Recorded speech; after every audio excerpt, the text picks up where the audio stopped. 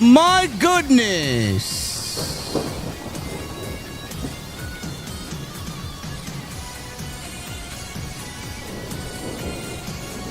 I wish they closed the Forbidden Door.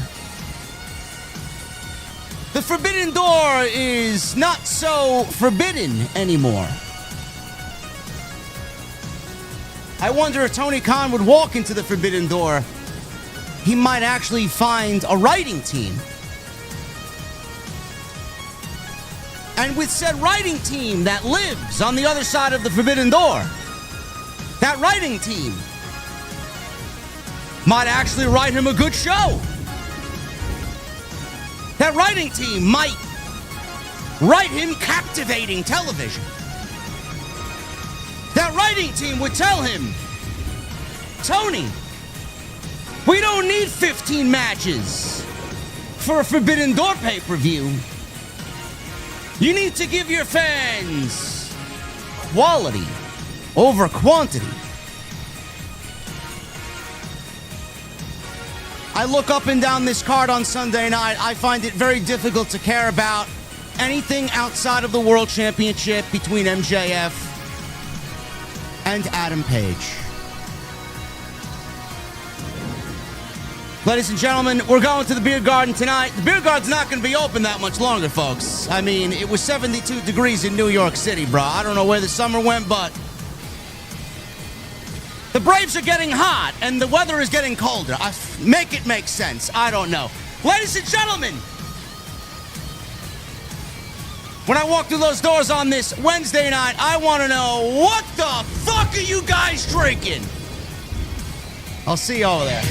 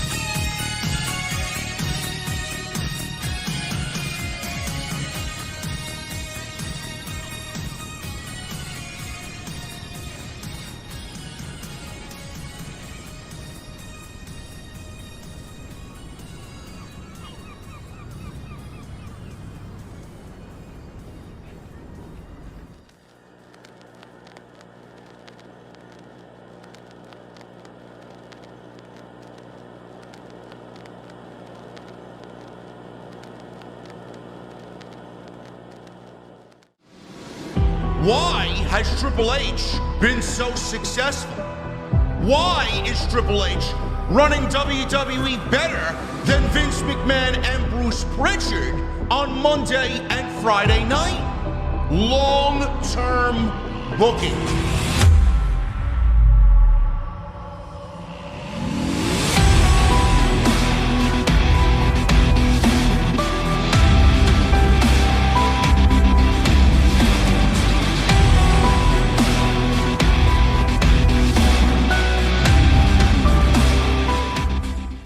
What is going on, guys? Thank you so very much for joining me right here on Off the Script. This is your Wednesday night Dynamite post show for August 20th, 2025. I am your host, JD from New York, as always, coming to you live from the OTS Beer Garden. Thank you guys so very much for joining us on this Wednesday evening, wherever you may be, joined by the one and only, the man who loved watching Hiroshi Tanahashi limp all the way to the ring, bro, in a very embarrassing manner.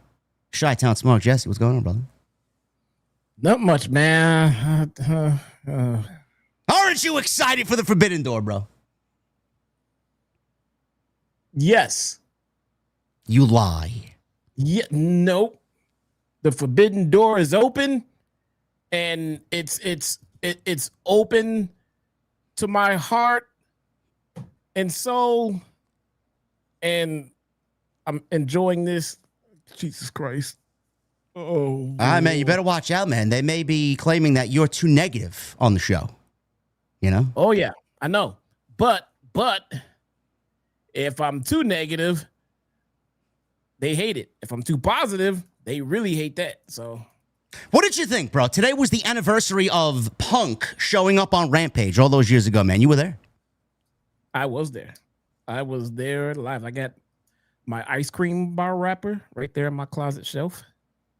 I got my Punk shirt right there, you know, somewhere in a dirty clothes pile. 'Cause I think I wore it this week at some point. How do you feel about that moment, man? Looking back on that, how do you feel about that? Feel any type of way? It was still one of my favorite wrestling moments. I mean, wrestling live event moments. There you go. And that memory is still there. How do you think the product is now compared to then, bro? Oh, no, I don't see any difference, bro. Same thing. Sure thing, man. Sure thing. You were amongst 18,000, man, at the United Center, and it's the same thing, right? Everything is fine. Everything's great. The Forbidden Door is so great. I can't wait to watch 15 fucking matches on Sunday. Holy shit. Is it that many? How many is it? I don't know, man. I lost count. Honestly, I've genuinely lost count, bro. Jeez, man. You know, I seen this quote. I got to say this before I get into the review with this guy. I don't know what type of content creators you guys watch on YouTube, but for my Call of Duty stuff, I love Blame Truth. He is the most realist Call of Duty content creator out there. Just tells you exactly how it is with the terrible game that they've had for many, many, many years. He put out a video yesterday, and there was a comment in his comment section, and I screen capped it because it's genuinely how I feel about AEW. And it says, apathy is horrific. For marketing, you can monetize hate, you can monetize love, you can monetize enjoyment, you can even monetize failure. You cannot monetize people's lack of feeling. Bro, that's how I feel watching this show, man. I feel nothing but apathy towards this show, man. Legitimately nothing about this fucking show resonates with me in a meaningful way, bro. There's no emotional connection between me and the product, man. They're just throwing shit out there. We went over it as good as anybody last week. All the logic gaps and the fucking questionable decisions. Why'd they do this? Why did they do that? We talked about it a little bit more on TNT last night. Even Jason was fucking completely miffed at some of the decisions that they made on Wednesday's show last week. That's how I feel, bro. Apathy. And that is the worst fucking feeling, bro. When you feel a sense of indifference, like you don't care. Like, I would rather be booed out of the building, man. I would rather them boo me out of the building or love me to fucking no end. But if you feel nothing, man, that's the worst feeling in the entire world. Yeah, I can't disagree with that, man. It's when I sit down here and I do my live streams and I watch the show with, you know, the people that show up to hang out and just absorb this show together. When I sit down to watch, I want to sit and watch an enjoyable show. Now, I am wholeheartedly aware that there are people that enjoy hate watching. I mean, they don't do content. It's not like they have to watch it for a job. They legitimately just watch it just to talk shit about the company. And just to say, oh, it sucks. It sucks. It sucks. It sucks. Even if the show was great, they're still sitting there looking for the stuff that sucks. those people can go fly a fucking kite, because I when I sit to watch it, I genuinely want to see a great show. I want to come here on this review and tell everybody that we got a great show. So if you're just sitting there hating on it, then you're just a tribalistic asshole who just wants to hate watch. I mean, go do you. But this was a great show. This was fun. This was great. This is why it was great. This was fun. They don't give me that to work with. So when I sit down and watch the show and I'm just bored out of my ass, and then I'm just wondering why this is happening, and I can't figure out why things are being done the way that they're being done, I'm left with nothing but just my honesty. I'm going to be honest. I'm not going to sit here and sugarcoat it and say it was great just because I want it to be great. When it's great, I will be the first one telling you it's great. Unfortunately, when it's bad, I will also be the first one here telling you it's bad. And my honest opinion, this was one of the worst shows of the year for me. I don't disagree with you. I think everybody's going to be like, well, the in-ring wrestling was great. I mean, it's never about that. The in-ring wrestling's always great. But they don't give you a reason to fucking care about the in-ring wrestling. They don't give you a reason. Everything that they do in that ring is just them wrestling with absolutely zero emotion. Zero. I don't think that they grasp if there was anything behind what they're doing in the ring, if there's a story about why they're in there, if there's a legitimate storyline and a reason and a conflict and a fucking reason to care, emotional attachment to these characters, character development. We talk about this every single week. Everything that they do in the ring would be instantly enhanced, and they don't even do what they need to do to get you there. They don't follow the proper protocol. They don't follow the steps to get you to a place of like, oh my God, I can't wait to watch this. You watch it and you feel nothing. That's exactly how it is. You watch this show and you feel nothing. And this is not just an AEW thing. For all the people that still bleed into my mentions on social media, which I have taken a huge step back from. I got so many people tonight, Jesse, saying, JD, how come you don't tweet during the shows? I feel nothing. What would you want me to say? What do you want me to say about the show if I feel nothing? I would rather not say anything so I don't have to deal with a fucking idiot who's like, oh, you're just watching to hate. No, I watch because this is my job. I watch because this is what I made my career. I watch to give you a reason why this show is good and this show is bad. I feel nothing. Do you want me to say how I feel about the show so I got all these people arguing in my mentions? I don't want that. I'm over that. I don't want anything to do with that. But holy shit, bro, the apathy I feel towards this show, and it's the same thing that's going to happen on Sunday. We were in Scotland. These international crowds are fucking by far and away the best crowds in the entire world.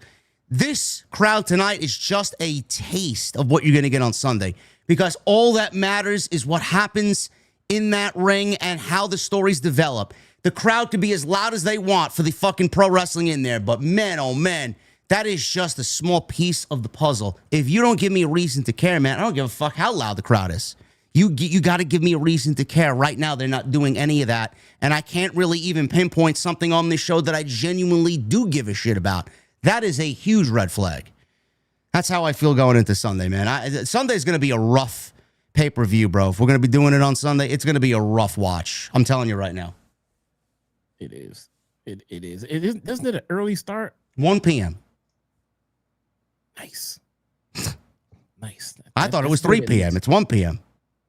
That's noon for me then. Yeah. Yeah, they moved it up. That's good at least. I mean, there is that. But still, I don't want to, be there to fucking dinner time watching a pay-per-view that started at noon. You know what I'm saying?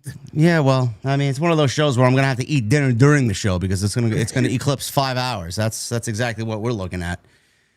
Yeah, I mean, the apathy I feel towards this show and the way everybody feels towards this show is very apathetic. Outside of everything that happened tonight, Jesse, which was a lot of nothing, because they didn't really forward anything. It was a go-home show for the Forbidden Door. I wish they fucking closed it for good. What was the biggest takeaway for you on tonight's show? The most important thing that they did tonight? I know we touched upon a lot of things last week, including the MJF Hangman stuff and how stupid they made MJF look. What was your most important takeaway from tonight's Dynamite?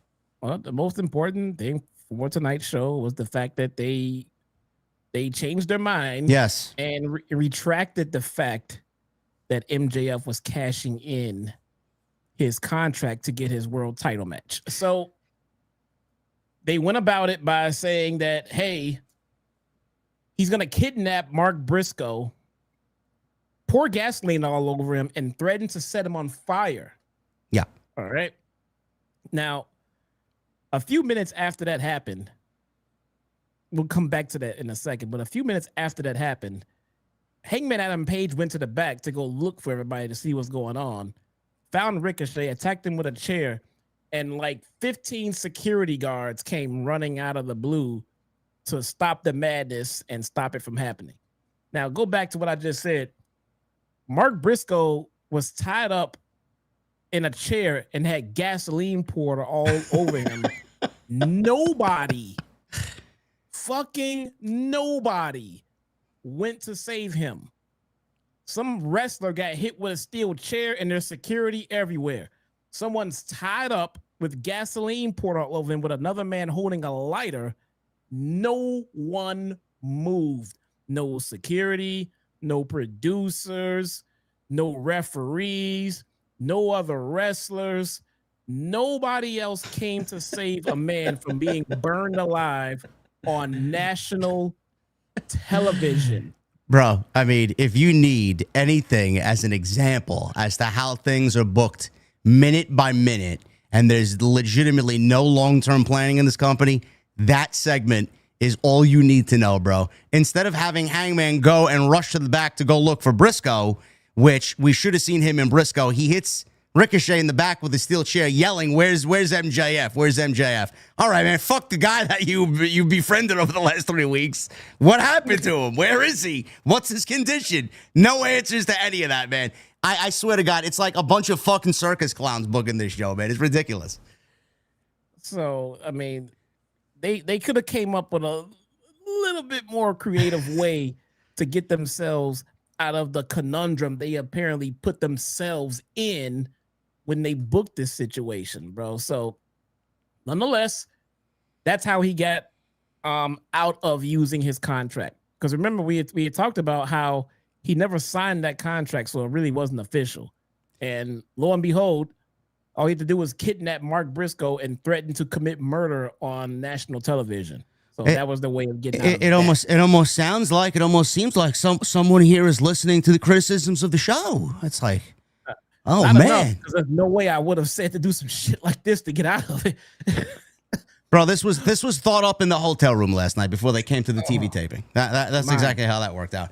Last week we talked about MJF and Hangman and the promo that opened last week's show, and the fact that Hangman tried to goad MJF into getting him to give up his contract and cash in his contract to get the title match, because Hangman said, you got to earn it or you have to sign the contract and cash it in. But a week ago, before that, he had MJF wrestle Mark Briscoe to earn a shot at Hangman Page in the World Championship without cashing in his contract. Like, I don't know why this went completely just non-existent to the AEW writing team, quote unquote, and I use that term loosely. None of it was mentioned last week. None of it was mentioned. The match wasn't mentioned. The fucking stipulation or whatever Hangman said the week prior wasn't mentioned. We didn't even see MJF holding the contract last week. He just said, all right, I cash it in. We didn't see that he physically signed it. All of these things we called out, and we don't want it to be that way because it's so beneath MJF's character to make some stupid decision like that. It just makes MJF's character look weak. So you made him look like a chump. You made him look weak. He did exactly what Hangman manipulated him to do, and we questioned why. Why did all of this happen when last week you did what you did, and the week before that Briscoe was involved and he beat Briscoe? Some people were saying, well, Briscoe had his foot on the rope. MJF cheated, or MJF got away with a fluky victory, and a nefarious victory. But you didn't even mention it. You didn't call it out. You didn't make it part of the dialogue. You didn't make it part of the story. So why am I here filling in fucking gaps for your storyline when you're the people writing the show and you should be telling me what I'm watching? Why do I have to tell you what's going on? That's a problem. Right. That's number one. Number two, today, like Jesse said, they rectified everything. Apparently, whatever was said last week is now non-existent because MJF captured Mark Briscoe, tied him up, befriended Ricochet in the Gates of Agony, poured gasoline on him, threatened to set him on fire, and that's all Paige needed to say, all right, you could get your title match, you hold on to your contract, and now Paige is at a disadvantage because not only is MJF not cashing in, Paige could lose the title on DQ, and Paige could lose the title on a countout. So they completely, Jesse, they erased everything that they did last week, and now we got a whole new set of rules. Yep. It now I'll give him this much. It does make the match a little more interesting. Yes. Because of all these different stipulations that can, make the title change hands. I mean, who knows what kind of fuckery could be, on the horizon. And even if none of that happens, he can still, at the end of it, just decide to cash in right after the fact that right after he just lost. So, I mean, for all intents and purposes, they kind of stacked the deck a little bit too much. Because now when Hangman eventually does walk away from this show as champion, it's going to really make MJF look really fucking weak. You had all of this in your favor, and somehow, some way, you got an alliance with 3 other men. You now have this contract back that you can just go ahead and cash in right after you should happen to lose. And somehow you still left Forbidden Door without that title? That's a good point. So not only did they make him look weak last week by giving up his contract to get the match, they rescinded that, went back on it, gave you a whole new set of rules, which stacks the deck even more against Hangman. And if MJF loses on Sunday, like Jesse said, man, how much of a fucking loser is he going to be on Dynamite, bro? Oh, my God. The only saving grace here. The only saving grace here is if he decides to not cash in after he loses. Oh, my God, man. I don't know how much creative input Max has, man, but... that's a lot. That's stacking up a lot for you to still leave without that damn title. And we're saying that because no one believes he's going to win the title right now in this situation. If he did win the title, I'd be okay with it. I don't see him winning the title because Paige just won it, and they celebrated the big monumental victory over the Death Riders only a month ago. So I don't really see that ending so quickly. Yep, and that's the problem here. If MJF wins, you're flip flopping that title way too fast.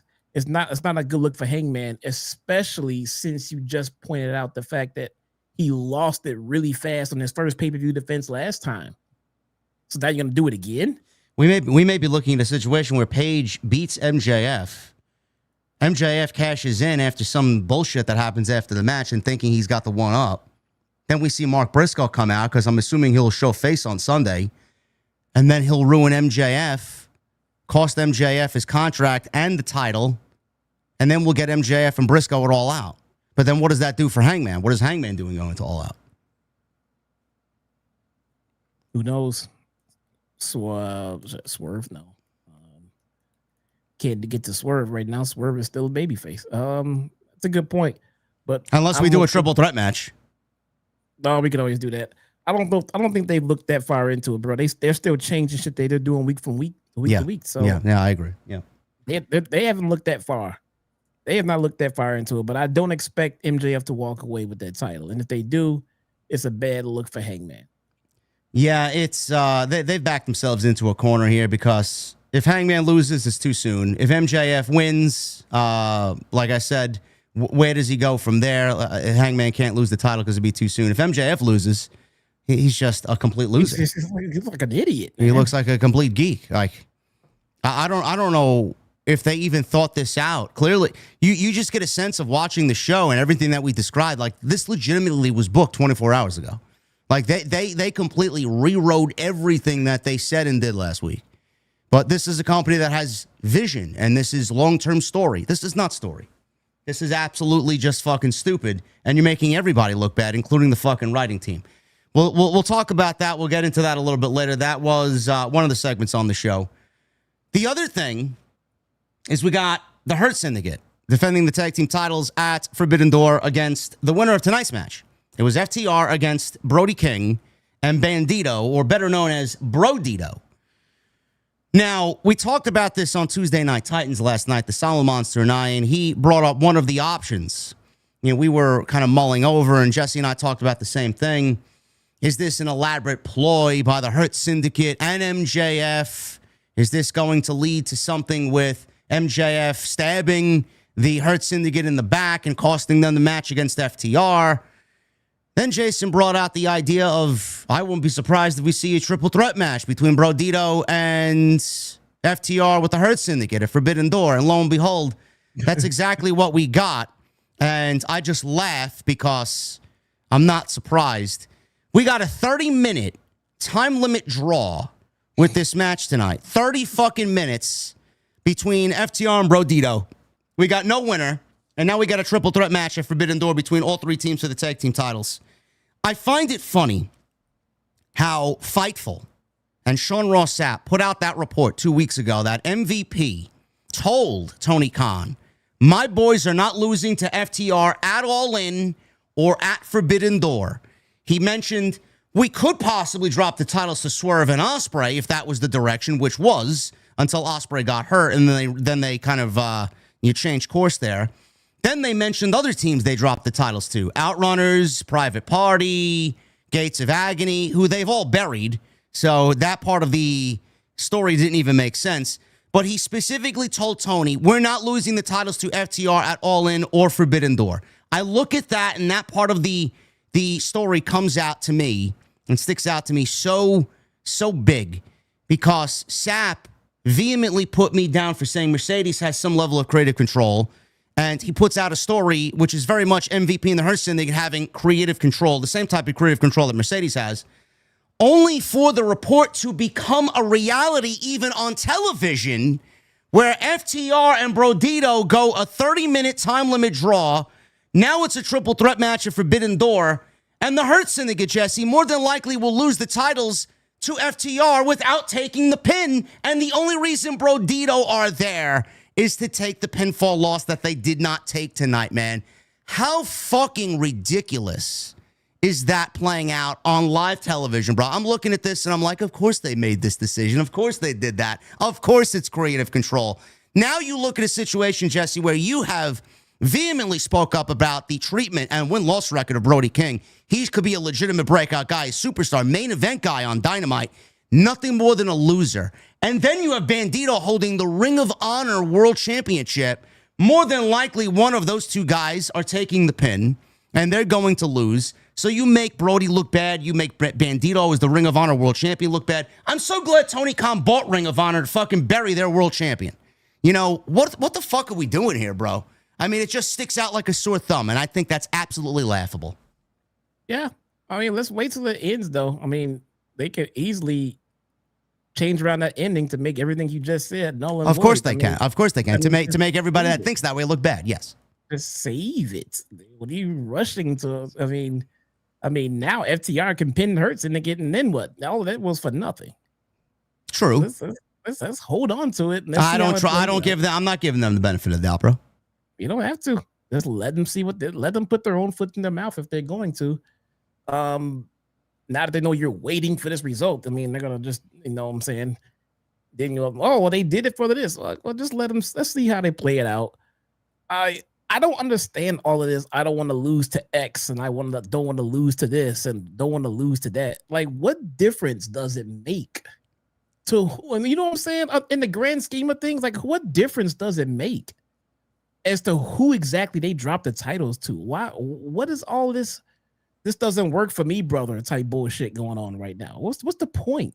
Because they know exactly where they are. They know they could get away with it here. They know they could get away with it here. They knew they couldn't get away with it over in WWE. What exactly are they getting away with? What do they think happens if they have to lose the titles to FT? You know what I'm saying? Like, it's ego, bro. They got big egos. Yes, I get what you're saying. Losing to FTR should not be an embarrassing situation or looked down upon. FTR's fucking great. Right. I mean, like, what is the point here? Like, you know what I'm saying? Did JD say Dax is great? Yes, they're a great fucking tag team. No matter how shitty he is on social media, we'll always say that. Great fucking tag team. They should win. There's no harm and no shame losing to FTR. Probably the best tag team, maybe of all time. and in a company that is definitely trying to, or should be trying to, get all their shit together, get their ducks in a row, stop all the locker room bullshit drama and stories that are coming out about them, things like that. Something like this seems like it's beyond petty, not just petty, beyond petty. I mean, just if you know you need to lose these titles, what the fuck is all this who I want to lose to and not lose to bullshit? What I don't understand it. Not a single fucking bit. And I hope someone's fucking watching, because this doesn't help anything. If you're trying to get everything in order, if you're trying to get everyone on the same page, we should all be fucking working together back there. Who gives a shit who you're? I mean, they know that this is all scripted, right? Bro, none of these people care about the company, bro. That's what it boils down to. Nobody there cares about the company. They care about the money that they're taking from Tony. That's all they care about. They care about themselves and they care about how they're being paid. That doesn't change depending on who you lose the titles to. I understand. You and I think differently. If I was in a losing effort and the story was fucking great and the story was being talked about, I'd lay my head down to sleep and sleep like a fucking baby knowing I did a good job. The story is the part that should matter. Yeah.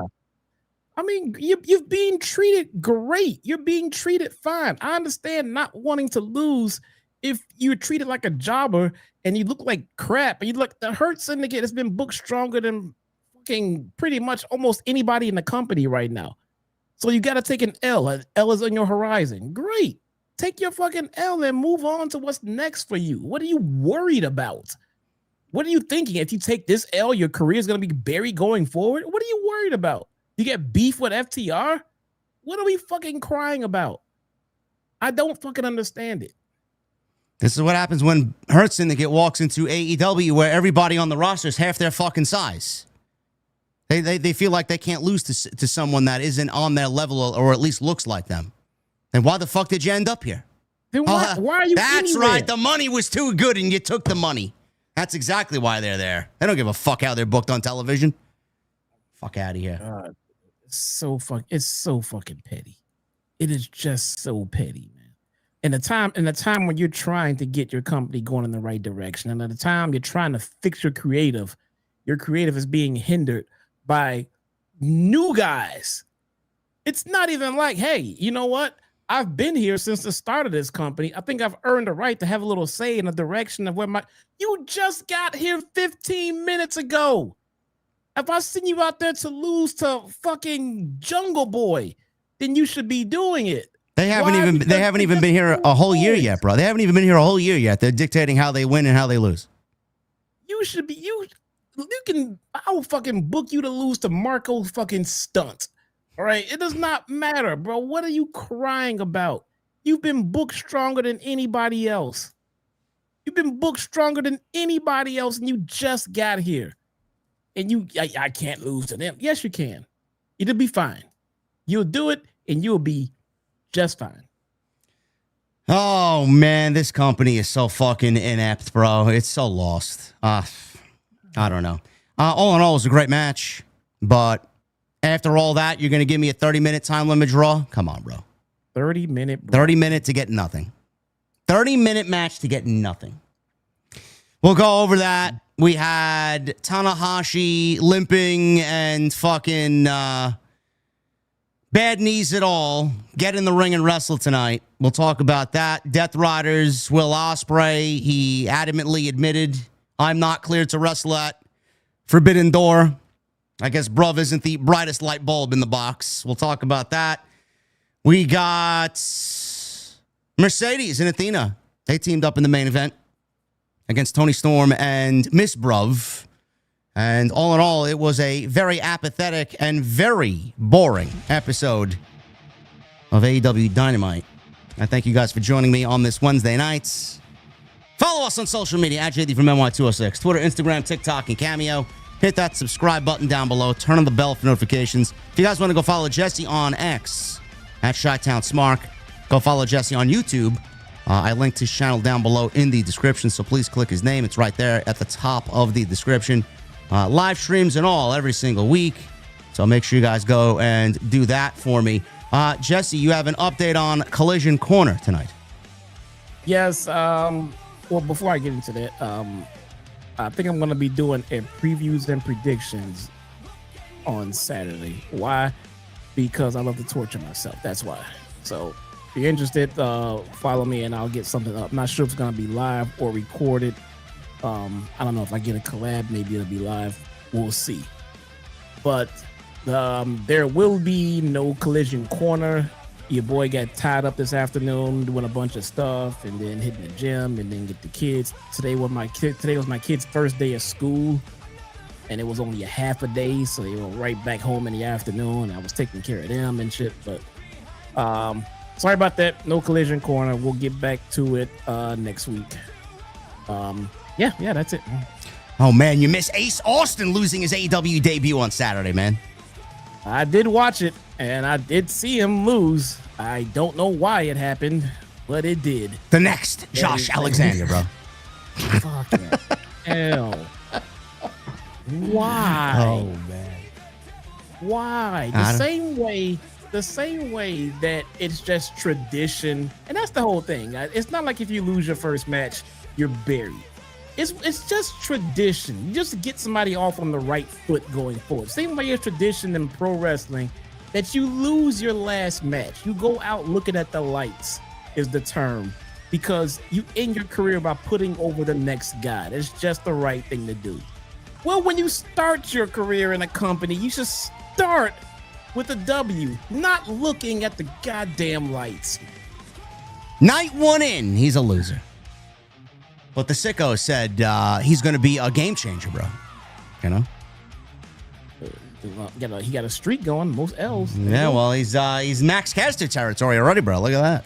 You know? Man. God. Anyway, go check Jesse out on YouTube and on X. Make sure you guys hit that subscribe button here. Hit that thumbs up. Let's try for 750 likes on tonight's stream. Super chats are open. Make sure you guys get them on, and it's the best way to support the show. And please go and check out all the other content. I want to thank you guys for the incredible support on some of the videos we put out the last week or so. We talked about the ESPN Plus and WWE partnership, that new streaming service partnership coming very, very soon, September 20th. Nobody realized that it was coming this soon, but they did announce WrestlePalooza is happening on September 20th to go head-to-head with AEW All Out. We will definitely talk a little bit more about that tomorrow. We talked about Karrion Kross. We talked about the TNA media rights and possibly going head-to-head with Dynamite on Wednesday. You guys absolutely killed it views-wise and conversation-wise on those videos. So much so that the Karrion Kross video got picked up by Google News today. So thank you guys very much for all that. Appreciate all the support. Yes, it did. And you guys are great. So more content, more extras coming tomorrow, man. We're doing something right. So let's keep the momentum going till the end of August. And like I said, super chats are open. Get them on in, please. It's the best way to support the show.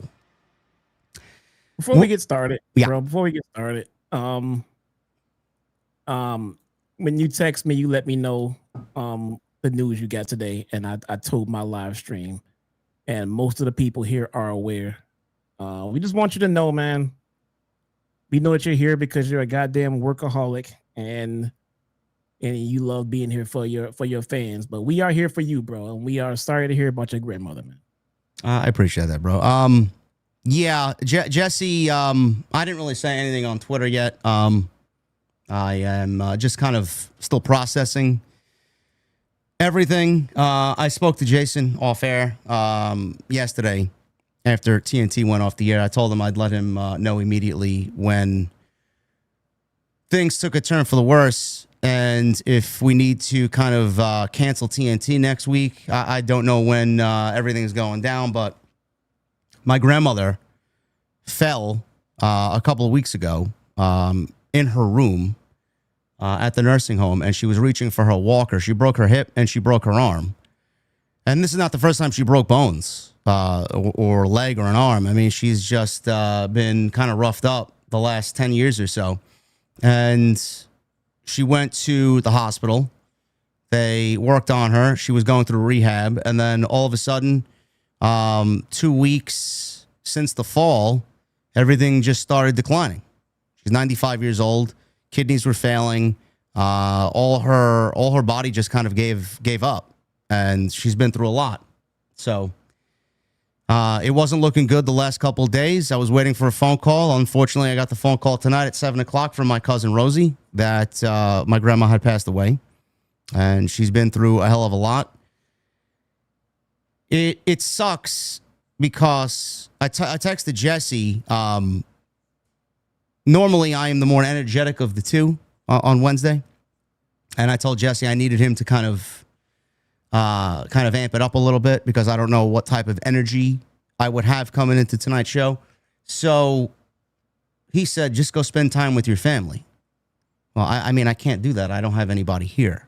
So it's something that I take great pride in giving you guys content. I don't like taking days off. I don't like going on vacation. I don't even like being on vacation when I'm on vacation because all I'm thinking about is work. So the stream was already up. I've already watched Dynamite. I said to Jesse, I'll be fine after 2 hours. It's not that big of a deal. I can get through this. I'll do my own grieving. But there's two things that bother me about this. One, I always think about Bacardi passing last July. And then my Aunt Teresa passed away in December. And now my grandma's gone in August. And then Kevin Castle, who is a friend to a lot of us in the community, he passed earlier this spring. There's just a lot of loss lately, and I don't really know why. I've never suffered that kind of loss in abundance before. The only real loss I've ever had to go through in my life, in my family, was my grandma on my dad's side, who passed away due to pancreatic cancer at 52 years old. She was so fucking young. And then my grandpa, who passed away 11 years ago. So that's the only... And outside of family pets and all.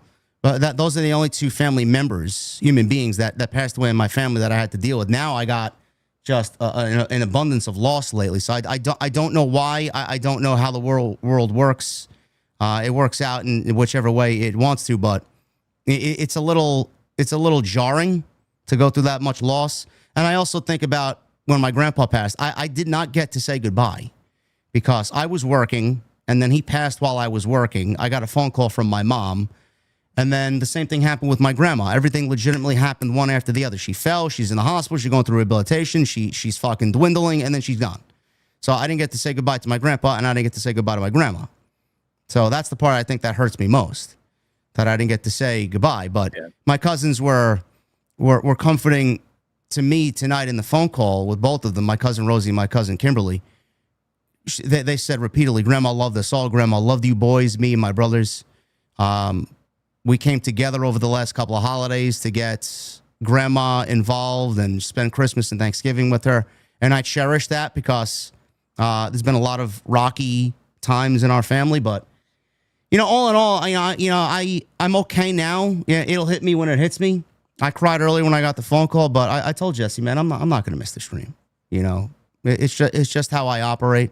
I mean, a fucking atomic bomb could go off in my backyard. I'd still want to fucking find a way to stream, It's just how I'm programmed. But I appreciate you, bro. Thank you. And I appreciate you guys. Everything will be fine. And we'll get through tonight's stream. We'll have a good time. So we'll be here, man. Yep. And off the air and tomorrow, if you wanna shoot the shit, man, let me know, man. Yeah. Anyway, we start the show off here with Will Ospreay. Ospreay and Jon Moxley had a face-to-face. Ospreay... last week, this was another one of those clown circus moments on Dynamite last week. Ospreay comes out and announces that he's going to be in a lights-out steel cage match with his buddies, which we now know are Kenny Omega and Kota Ibushi, who, by the way, were not anywhere near this go-home show. God. They've been announced for the match, and they were nowhere on last week's show and nowhere on this show. Kota Ibushi, Jesse, didn't find out he was actually part of this match until something went up on social media, and he found out through social media with no one in the company notifying him he was even on the card. You believe that? Yes. Yes, I do. Oh, man. It sounds like something that could possibly happen here in AEW. Absolutely, yes. That's ridiculous. Omega, Ibushi, Tanahashi, and Darby Allin and Will Ospreay against the Death Riders, Claudio, Yuta. Actually, no, it's Claudio, Moxley, Gabe Kidd, and the Young Bucks. We were told Gabe Kidd is injured, and he missed the G1 due to injury, but he's perfectly okay to work a 10-man steel cage match at Forbidden Door. I wonder how that works. Apparently, he's hurt. The Young Bucks and Jon Moxley, they did not give us any dialogue last week on why they're even in this match.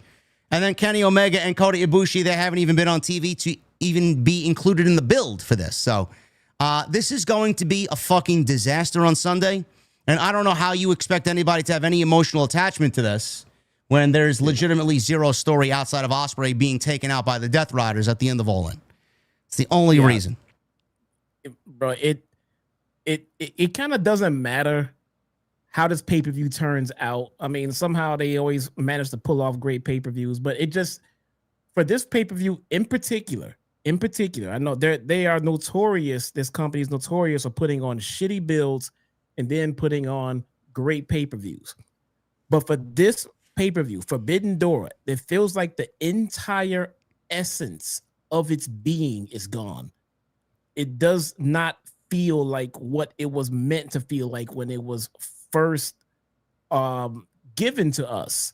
The Forbidden Door, it's supposed to be just the best of different companies coming together to put on this magnificent wrestling show, one that you wouldn't normally get.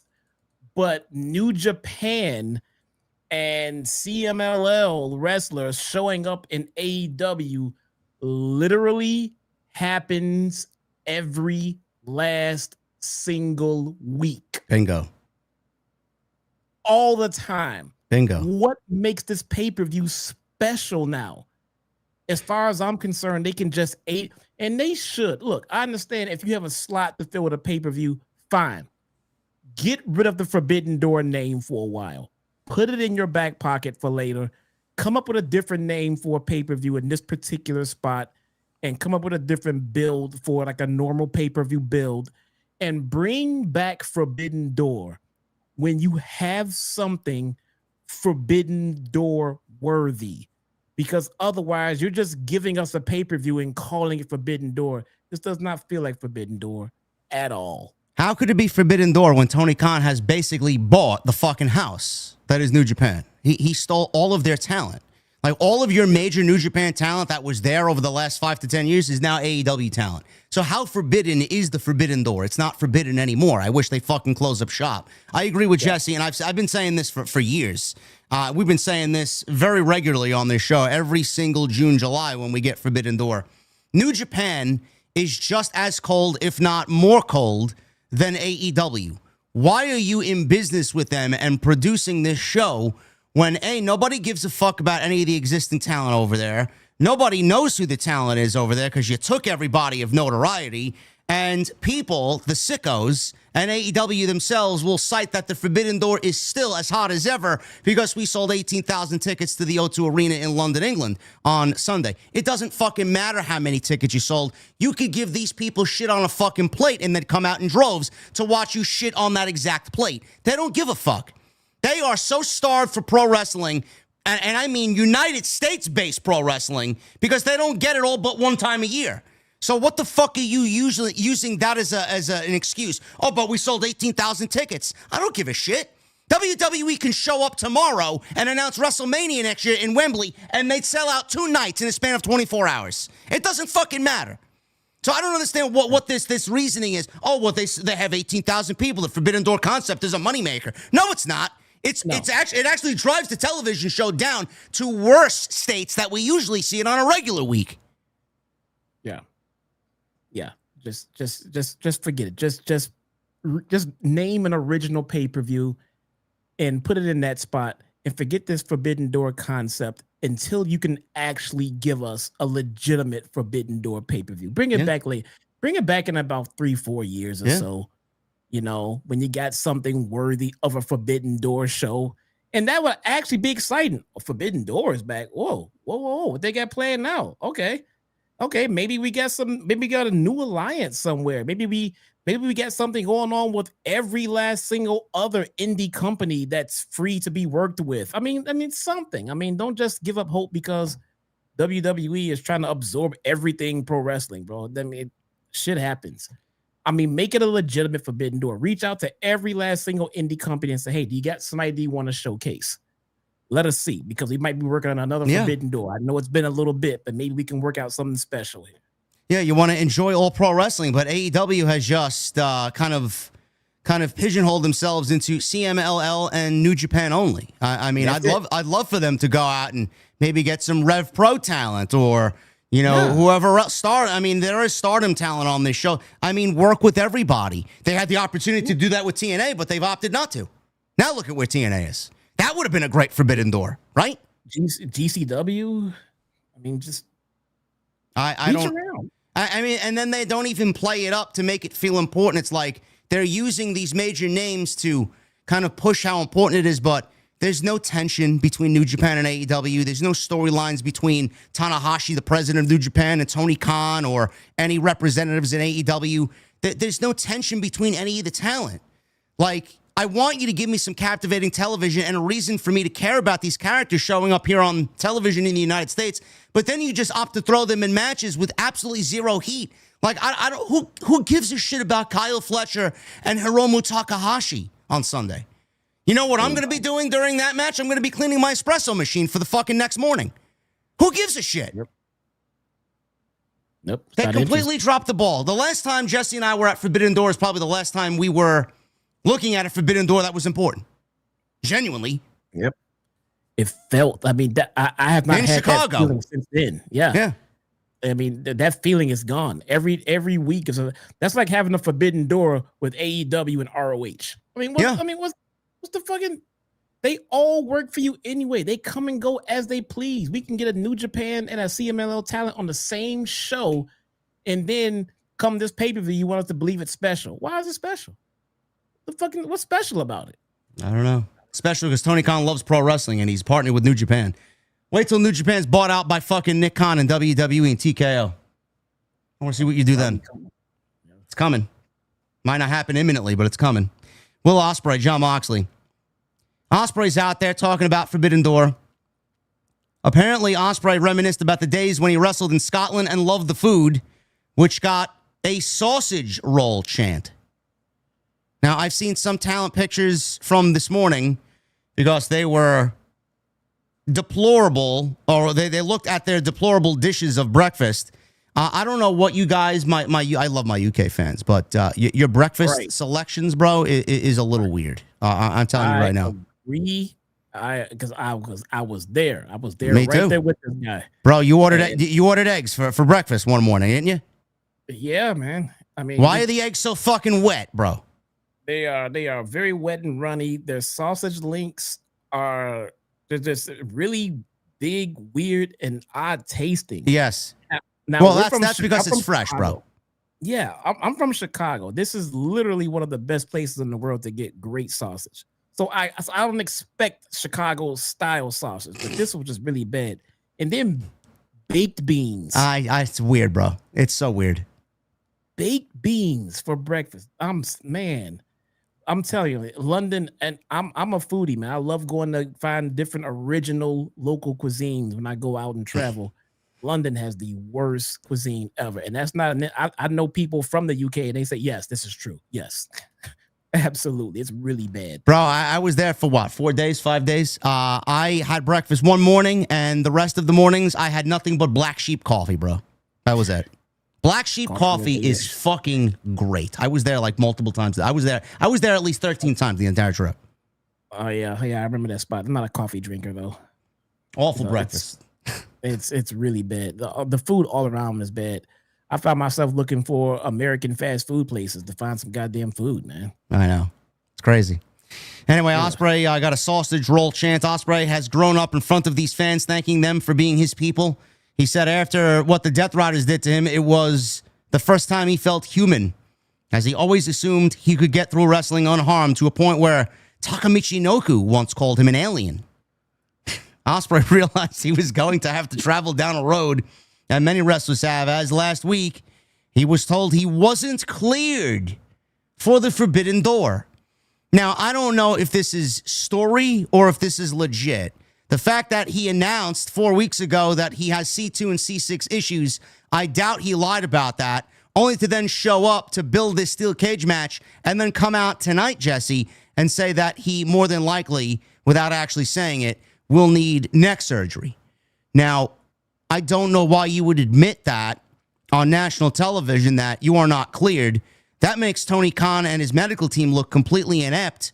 And if something does happen to Will Ospreay, if he is legitimately injured, all you have to do is go back to this segment and hear him say he's not cleared, man. What a foolish fucking decision if he really is that banged up to put him inside this steel cage, bro. It is all, he may end his fucking career. Never mind his career, his life is on the line. Well, that has, I mean, it's all kayfabe. It has to be.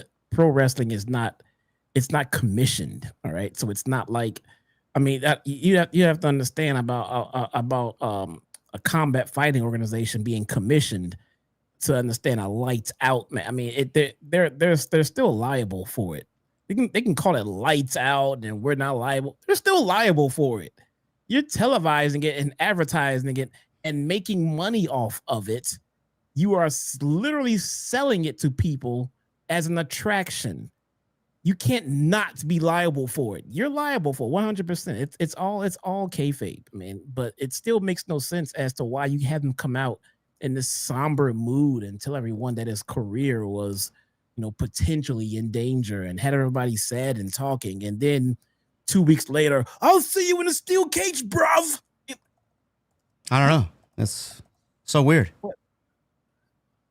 We thought you were dead.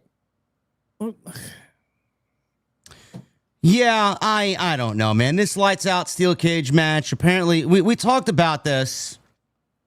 We talked about this on TNT last night. If I can find pictures. Apparently, New Japan has a steel cage match where it's called Steel Cage War. And there was a feud between the Bullet Club, War Dogs, and the House of Torture, culminating in what is called a dog pound steel cage. Jason said last night that it's a very small steel cage. I don't know. I don't have any good pictures of it, but it looks like there's fencing around the ring, and everybody is contained in this fencing. So it's not really a steel cage. If it's a steel cage, it's not going to be a regulatory steel cage, and it's not going to be blood and guts because blood and guts is 2 rings, and they would have advertised there's going to be a blood and guts match and that there's going to be 2 rings. I doubt it's that. It could be a Hell in a Cell like structure, and we could see AEW have their own type of Hell in a Cell. That would be big enough to put 10 guys in there. But it looks like it's going to be something that surrounds the ring, and it's more like a fencing. It's not high. It's something that's going to keep everybody kind of in this area around ringside. So I don't know what they're going to do. It's going to be nothing more than a fucking blood-filled chaos match. I don't really care about any of this. But Ospreay, he says he's injured. It could very well be kayfabe. They could be doing their own little Unreal here. AEW Unreal, we don't really know. But if he is legitimately injured, I think this is absolutely fucking stupid for him to be even taking part in this match. Because you got to think long term. This is going to be your next world champion at some point. And Wembley is happening again for All In next year. You would want him realistically back before Wembley to do that, to make his return. I don't know if that's going to be possible if he's injured. This is your top guy. I understand Hangman is the world champion right now. And that is fine. He's probably your number 2 top babyface in the company right now. It's fine. He can be champion for a while. It's great. Ospreay is doing other things. But for all intents and purposes, this is your number 1 guy in the company. I don't know why they're playing around with his health like this. I don't know. Shit's not fucking, it's not that important for his personal well-being, first off.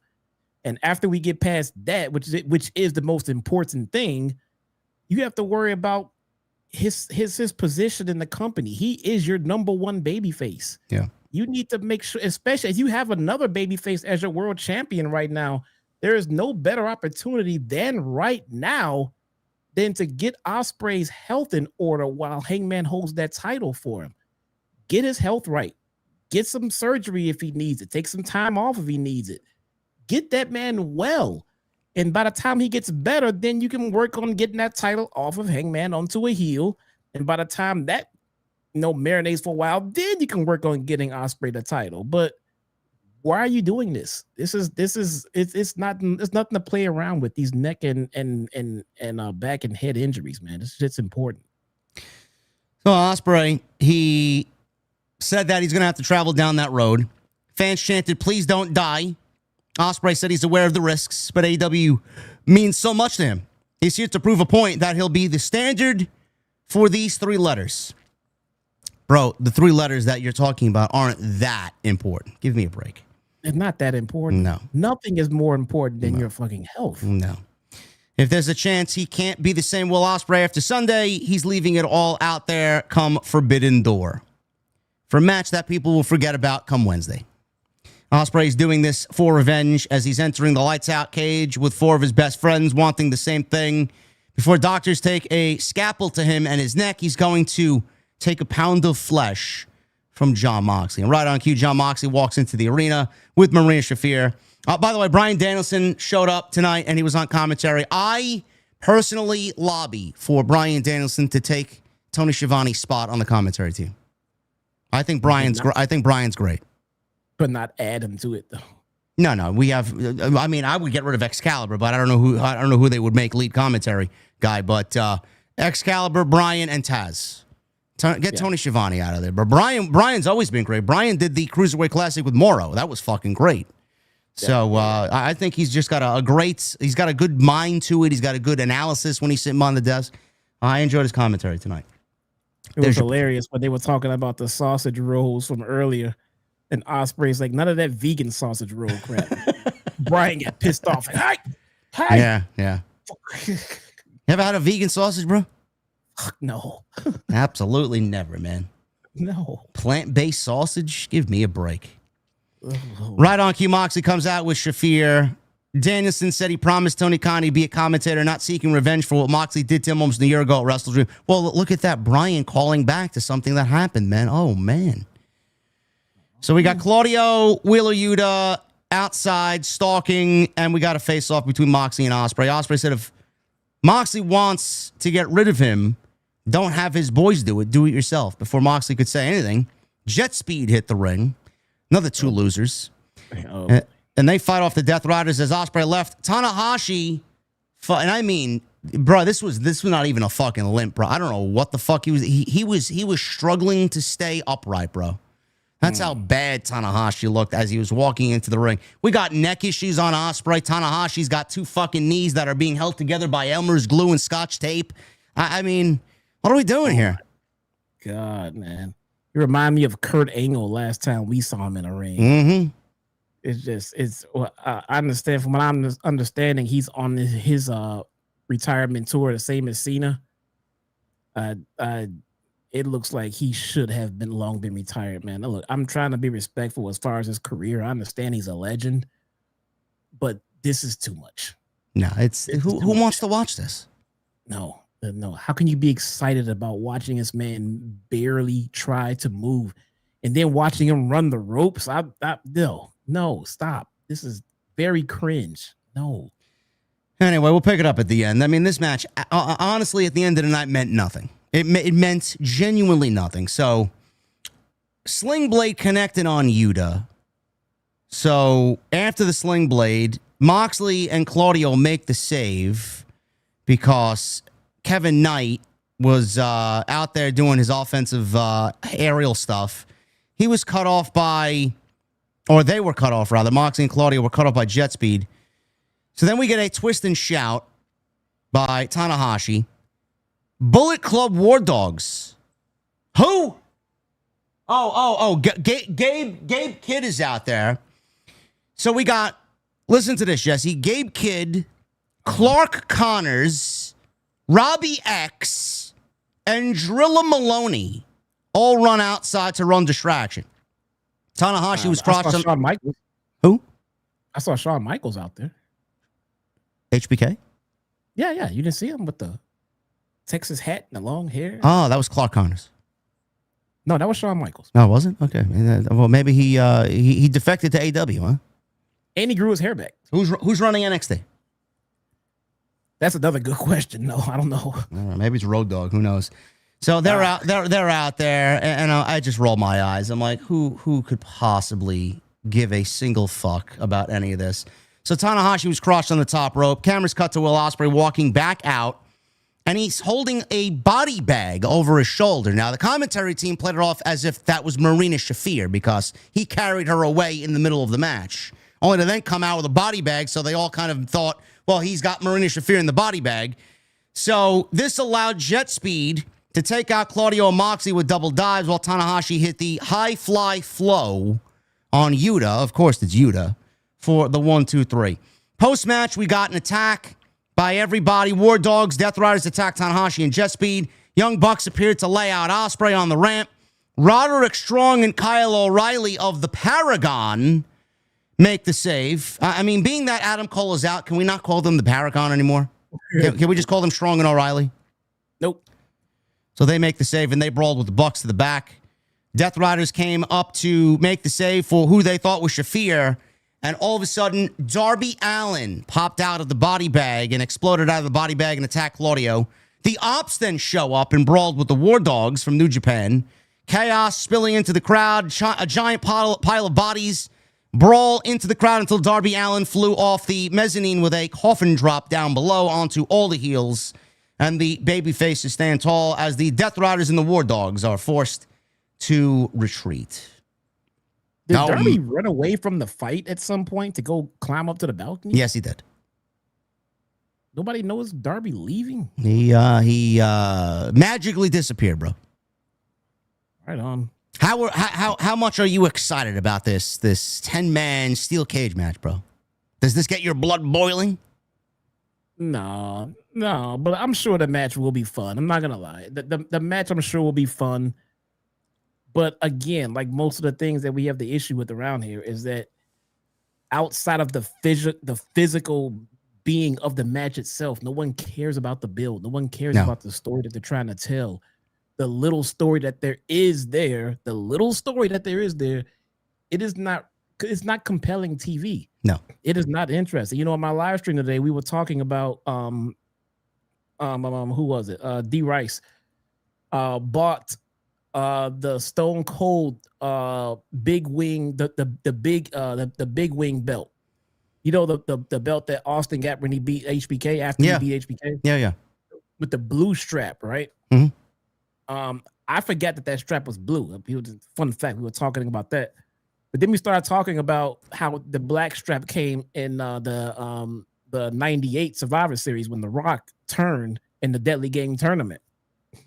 We were talking about the storytelling going on around that pay-per-view. All of the storytelling that Russo did leading into that pay-per-view and coming out of it. That pay-per-view was some of the best storytelling that I can remember of the Attitude Era, which was hands down the best era of pro wrestling ever. And thinking about that story and the 98 Survivor Series and thinking about what we're getting here, it's just, these are just matches. It's just a bunch of matches. And just come back and saying that the matches were great doesn't make it great TV. It just makes it great matches. Great matches does not make great TV. Tony Khan has zero creativity. Triple H has seemingly lost his creativity. And pro wrestling in 2025 is just nothing more than two companies battling it out for who is the most uncreative. And that's what it really boils down to this year. Nothing is creative. Nothing is exciting. Everything is just too simplified. One is too corporate. One is clueless. And everything is just so fucking safe, bro. I honestly can't stand how safe everything is. Nobody knows how to take risks. Nobody wants to take risks. Nobody wants to create engaging television with what really matters, man, story. It seems like both companies don't give a fuck about story. And honestly, every single week I'm on here and you're on here, and we say the same thing every single week. When you have story, everything around that story is better. Even the matches. Yep. What is so difficult? Your good matches will be great. That's a good point.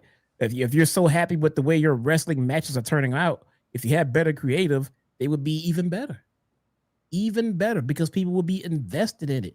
You're right. We haven't gotten any actually good, compelling wrestling stories from either company since the original Bloodline angle. Well, yeah, then Punk and McIntyre last year. That was one of the real stories last year, which resulted in a great Hell in a Cell match. Since then, we haven't gotten anything. Boring. It's just so boring, man, all around. This is a prime moment. This is a perfect time for someone to just step out and just be a cut above the rest if they came up with a compelling fucking story, because there's none going on anywhere else. I just don't know why the weekly television shows are used as nothing more than fucking very linear, safe roads to get to the pay-per-view with very little story till we get to the pay-per-view. I don't understand why both Triple H has now adopted the Tony Khan model, and Tony Khan just doesn't give a shit because he knows his bread and butter is the pay-per-view, and the weekly television ultimately means nothing. Yet he'll brag when the ratings are fucking increased over week to week, and when they're down like they were the last couple of weeks, he doesn't say anything. I don't understand why we've taken this approach. Normally, the shows are supposed to be story-rich to get you excited about the pay-per-view and to see the fucking conclusion of the match or a feud that's taking place at the pay-per-view. Now we just get to the pay-per-view with nothing leading into it, and we just get the match, and we're supposed to be excited about the moment. If you enjoy pro wrestling the way that they've cultivated it for you, you're the problem. Because you people can speak with your wallets and speak with your voices, yet you refuse to. The sickos think everything's great. WWE thinks their numbers are great and everything's great. Meanwhile, the product is ice fucking cold. They're not going to listen to me or you or anybody else. So as many people that are filling those arenas, that's all they care about. Someone in this fucking world is going to pay $10,000 to sit front row at the next show. That's all they care about. Yeah. This was as irrelevant and unimportant as anything that they've done all year. This tag team match. Whatever. Adam Copeland and Christian Cage. This was another thing that I was vehemently upset about last week because I just felt like they gave away the moment last week, and I wanted to see how they would follow up. I'm here to report that the follow-up was not as bad as I expected it to be, but still, I think they gave away too much before we actually get to All Out and then winning the tag team titles. So Tony Schiavone, this follow-up was much better than what we got. Yeah, it was much better than what I was anticipating. Tony Schiavone's in the ring. Copeland comes out. Scottish crowd sings Metalingus. A lot better than Cincinnati last week, who apparently forgot the fucking lyrics to the song. At least an Alter Bridge fucking European crowd is going to give it to you the way that the band expects it to be sung. So good on Scotland for remembering the lyrics and having some bass in their voice. So Danielson's on commentary said last week he saw one man hug another and one didn't seem to reciprocate, that being Christian Cage, who he doesn't know if he's all in for this reunion or not. Cage said first things first, Glasgow needs to sit down and shut up. And before he said, let me conduct my business, Copeland ripped the mic away and said, what are you doing, bro? Like, the fans love us. They're one of the greatest tag teams. We're one of the greatest tag teams of all time. But admits Christian Cage is nothing more than an asshole.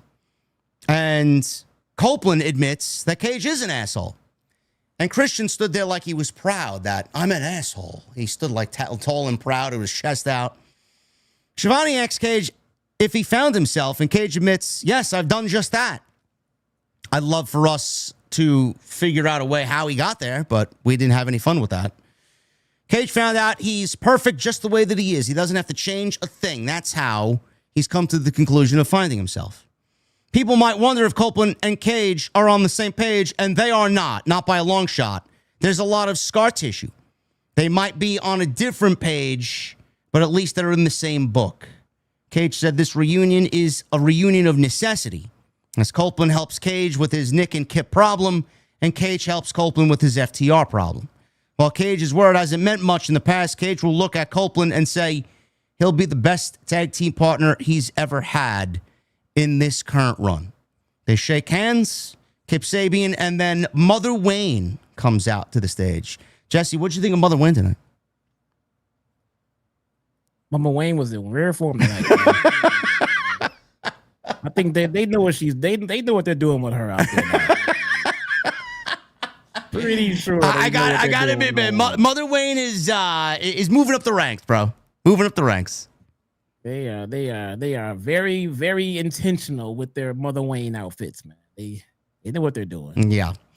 Sabian said it's pathetic Cage is seeking admiration from the people he once despised. Shayna Wayne, Mother Wayne, asked, how dare they boo not just the mother, but the mother of the prodigy, Nick Wayne. So Nick Wayne wasn't there. He was shown on the big screen with crutches in hand, saying last Wednesday Cage saved Copeland, but he wasn't far behind. While Cage swung that spiked board last week, in dodging him, Nick broke his foot. and that must be news because he's not there.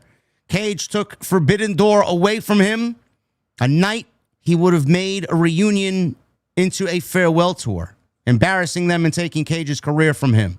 It's a blessing in disguise. He won't be there Sunday, but tells Cage he's always one step ahead. And then we get this really cool video playing, and I didn't know what we were watching when we were watching it, but then when the individual in the video stood up and sat up from the operating table, obviously we all knew who it was. There was this great video where it was like a medical table in this very dreary and kind of spooky setting, looked like a horror film, and up from the desk on the operating table sits Killswitch, aka Luchasaurus, and Luchasaurus is now back. So he is going to take Nick Wayne's place at the pay-per-view and team with Kip Sabian against his former father in Christian Cage. So he's out there. He is in the ring. He lays out Copeland with a choke slam. Cage and Killswitch had to stare down with the crowd chanting Luchasaurus. And he laid out Cage as well with the choke slam. And he stood tall with Sabian and Mother Wayne over a fallen Copeland and Christian. First of all, Jesse, before we get into what happened here, I know the situation with Luchasaurus was very dire and very scary. And nobody thought he would even make a return to pro wrestling. So it's great to see him back and healthy and ready to go again. That's number one. Number two, if there was a plan B, this is a perfect plan B if Nick Wayne's not going to be there. Now, does it take away from the story that Nick Wayne is not going to be there? Yes, because it's his battle. It's his war with his former father. He should be the one to ultimately get a win. And I do believe that Nick Wayne should have gotten a win over Christian Cage and Adam Copeland at the pay-per-view. That would have been something to do as far as telling a story of Cage and Copeland not being on the same page going into the All Out show. And then that could probably be the story of the next 4 weeks of television on how they, get back together, how they become best friends like we know that they are. But if there's a plan B, bro, Killswitch is a perfect plan B because he fits into this entire universe here. Yeah. And I mean, look, it's not ideal, but I mean, what are you going to do? Injuries happen. And this fits, this makes sense. And it also, tells the story of where Luchasaurus' alliances would lie. They probably had a different way. They plan on bringing them back, maybe even at the pay-per-view. You know what I'm saying? I can see that being the actual original intended spot for him. Make a surprise return at the pay-per-view and help Nick Wayne. But what are you going to do? Shit happens. Injuries happen. Hopefully Nick Wayne will be back in 2 weeks, ready for a lights out steel cage match. And we're ready to go. Lights out steel cage match. They're going to throw him into a steel cage match too? That's what happens, right? When you're injured, you come back in 2 weeks ready for a steel cage match. I guess so. Anyway, that was what happened there with Copeland and Christian. I did like, just looking at the segment, I did like, now, coming out of last week, I wish that they would have saved some of those kind of intimate moments with them for the title win and them embracing and really... They could still do that, but I just felt like they just why did they give the hug away? Why did we get them in a tag team match when the first match should have been at the pay-per-view? The story should have been over weeks of television. You got a lot of time to see this flesh out.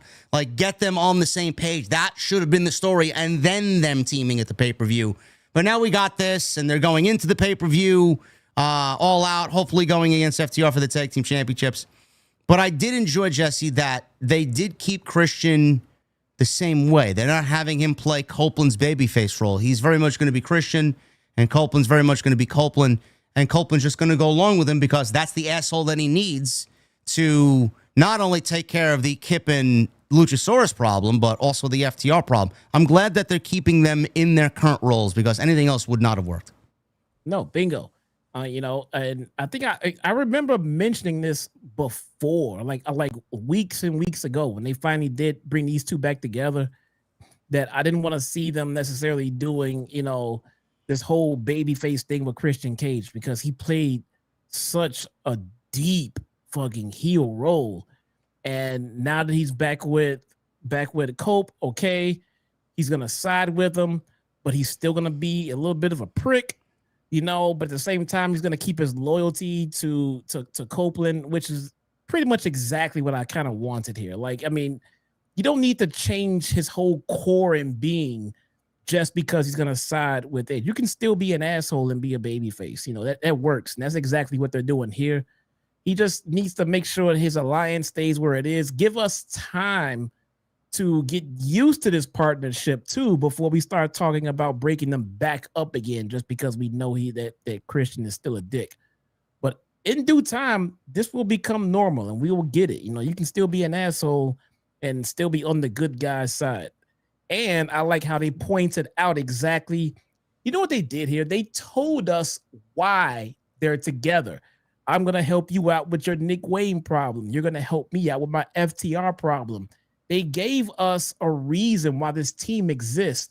And we've sat here and complained multiple times about how many times they do pairings and don't explain why they're together. Why is Penelope Ford and Megan Bayne together? Why are they together? Why was Stokely and Chris Statlander broken up? I mean, they just do things without explaining. Right away tonight, they explained exactly why they're together and why they plan on teaming together and what their goal is. Simple, but so necessary and effective here. Yeah, I agree. I thought they did a very admirable job of kind of connecting the dots coming out of last week. I would have done it differently.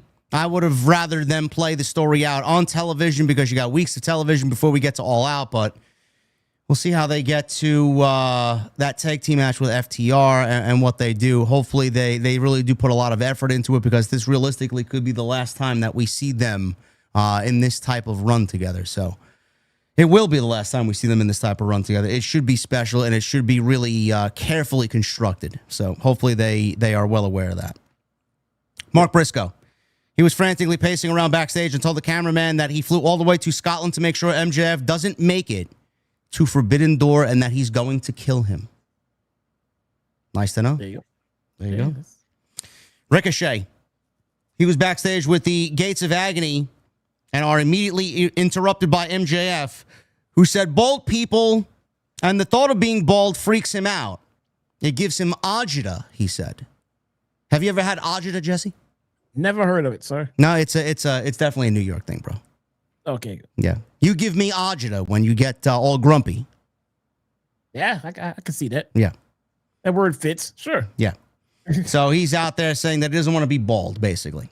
While he doesn't like Ricochet, the enemy of my enemy is my friend, and wants to help them take out Mark Briscoe. He wants them to help him take out Mark Briscoe. Ricochet said, "Well, I'd love to see MJF run around like a chicken with his head cut off," but he admits he still has an issue with Mark Briscoe and accepts his offer.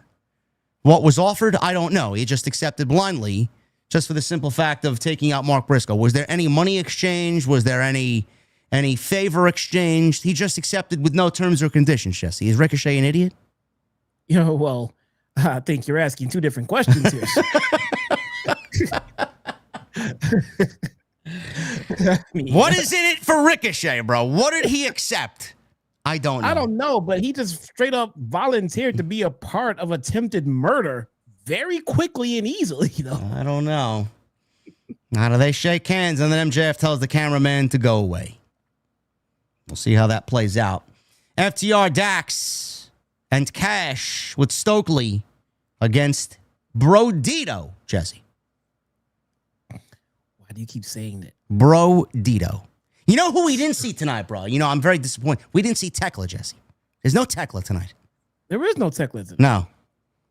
We got to see Tekla. Where's Tekla? Maybe she'll be on Collision. Maybe she's one of the Collision cowgirls. Maybe she get caught up in a web. Oh, okay. See what I did there. I don't know. Because she's a spider. Okay. Yes. Anyway, this was the best match of the night by far. This was a great match. I've seen a lot of people discussing this. Well, this is going to resuscitate the tag team division. No, we got a long way to go, bro. First of all, Brodido's not even a real tag team, number one. So how are you going to resuscitate the tag team division without a real tag team in there against FTR? Number two, we went 30 minutes and we didn't get a winner.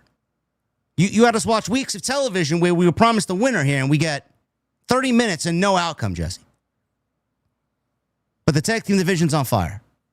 I feel like we could have gotten to this triple threat match a little bit less painful Now we just had to sit through 3 weeks of a tournament. You know, I get it. I get it that if they would have did the, you know, they have a tag match and then the Hurt Syndicate come out and then cause a DQ and then someone says, well, now you got to fight both of them. Yes, we absolutely would have crapped all over that one. And I'll be the first to admit that. But my God, a 30-minute Broadway, man. That's just rough. We had 2 goddamn commercial breaks.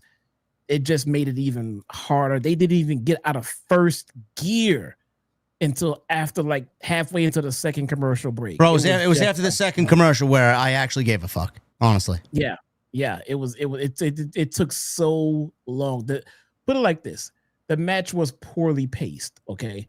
It was just poorly paced. I mean, not until the very end did it start to pick up, but the pacing was just really fucking bad for a 30-minute TV match. It was just not good. This match is probably going to end up being better than the triple threat match we're getting on Sunday. Oh my God, it has to be. Anyway, right before the first commercial break, we got a Cazadora splash by Brodido, who got a near fall. Wheeler saved Dax from being pinned. Stokely cracked Brody King in the head with a pipe that he had hidden in his sling. Harwood then starts yelling at the crowd to show Stokely some respect as we go into the commercial break, and Brody is bleeding like a fucking pig out there. Blood everywhere. So it's all FTR after the first commercial break. We got more things happening into the second commercial break here.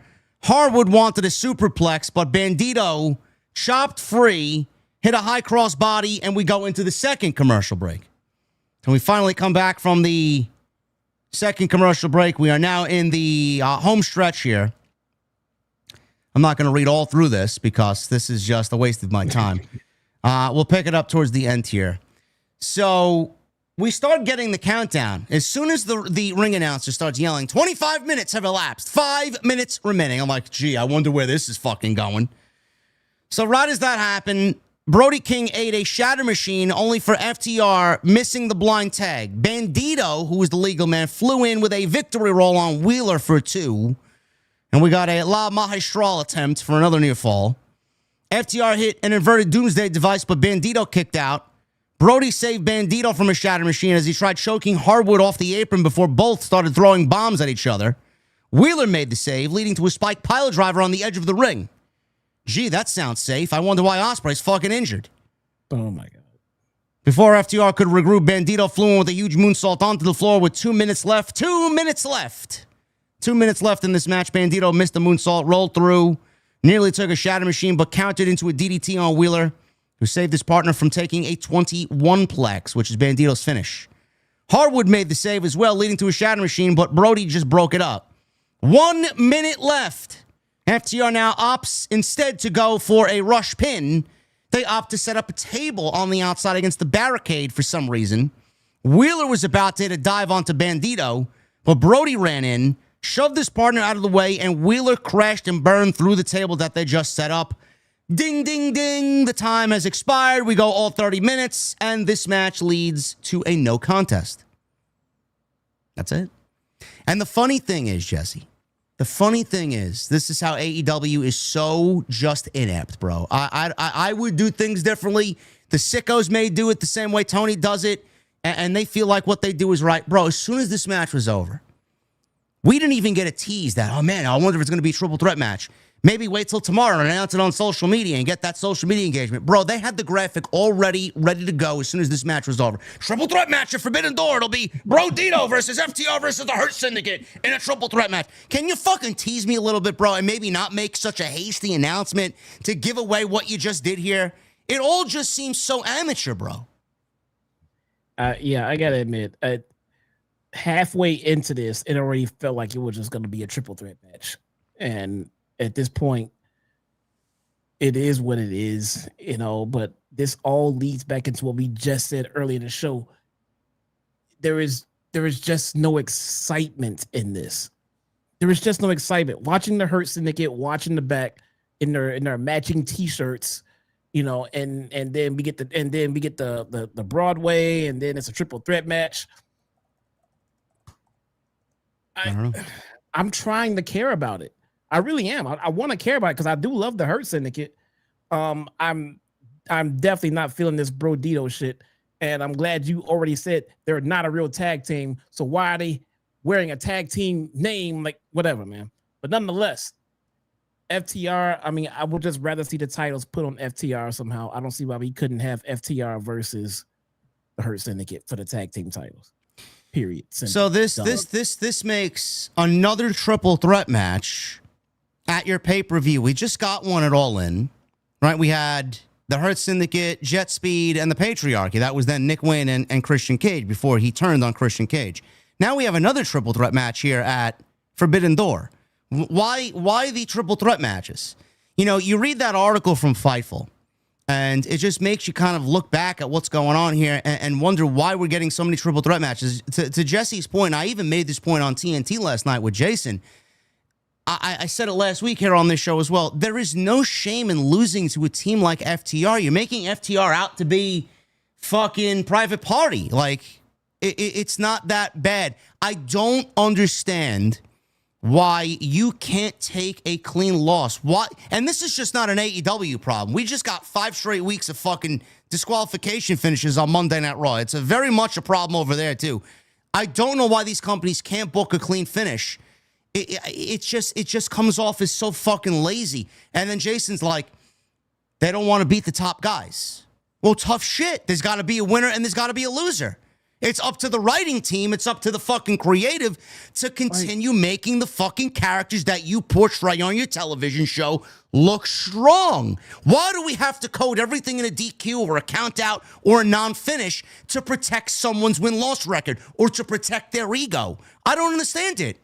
FTR versus Hurt Syndicate would have been the tag team match, should have been the tag team match at Forbidden Door, but now we're adding Brodido, who's not even a real fucking tag team, with the possibility of them now taking the pinfall loss because the Hurt Syndicate can't lose to FTR straight up. Nobody finds that to be a fucking problem? They don't want to beat the top guys when? Never. Ever. They're just never to lose. How does that work? Tony is the boss. He should look MVP, Shelton, and Bobby in the face and say, you're getting this match. The outcome is going to be what I want, and you're going to do it.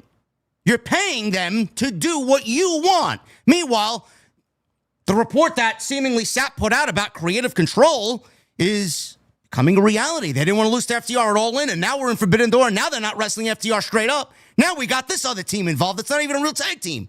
So what the fuck do you want me to think? They're there to take a loss, potentially. And when it happens that way, what are you going to do then? How's that going to make Hurt Syndicate look? By the report that went out, because Tony's everywhere on social media, it's going to make the Hurt Syndicate look fucking terrible, bro. If that's the way it ends up, they could obviously pin the Hurt Syndicate and kind of dumb the rumors down, which is exactly what I would do. But I don't see it working out that way. I don't think they're going to take a pinfall loss. And the reason why this other team was added was to deflect away from the Hurt Syndicate taking the loss because they think who they are, and it's shameful to lose to FTR. I find that to be ridiculous, bro. It's ridiculous. It's very overly convoluted. It kind of makes no sense, and it's not exciting. I don't understand why we're trying to force this Brodido tag team into the picture when it's just not there. FTR, Hurt Syndicate, simple, easy for the tag team championships. You could have been working on that match and building up that match to make us care about that match instead of trying to shove Brodido into this fucking picture where now it's less interesting. I don't know. If these rumors about not wanting to do business are true, then it's actually hurting the product as it is right now. I mean, it's not the reason the product is bad, but this is an example of things that are happening that make the product worse on TV. This is unnecessary. Listen, apparently an hour ago, we've been live now for an hour and 30 minutes. An hour ago, AEW tweeted out that the tag team title match between Hurt Syndicate, FTR, and Brodido is now a triple threat elimination match. So it's the last team standing, bro. So we may end up getting FTR and Hurt Syndicate, and they'll have to drop the titles. Or maybe FTR doesn't lose the champion, or maybe FTR doesn't win the championships at all. Imagine they made it an elimination match, bro, to give the Hurt Syndicate not 1 win, but 2 wins over the fucking tag team division, bro. Oh, man. It's either going to work out the way that it needs to, bro, or it's going to look fucking bad. And I don't know, man. I don't know. This guy's fumbling with his headset. He's so fucking just fed up, man. He's so disgusted.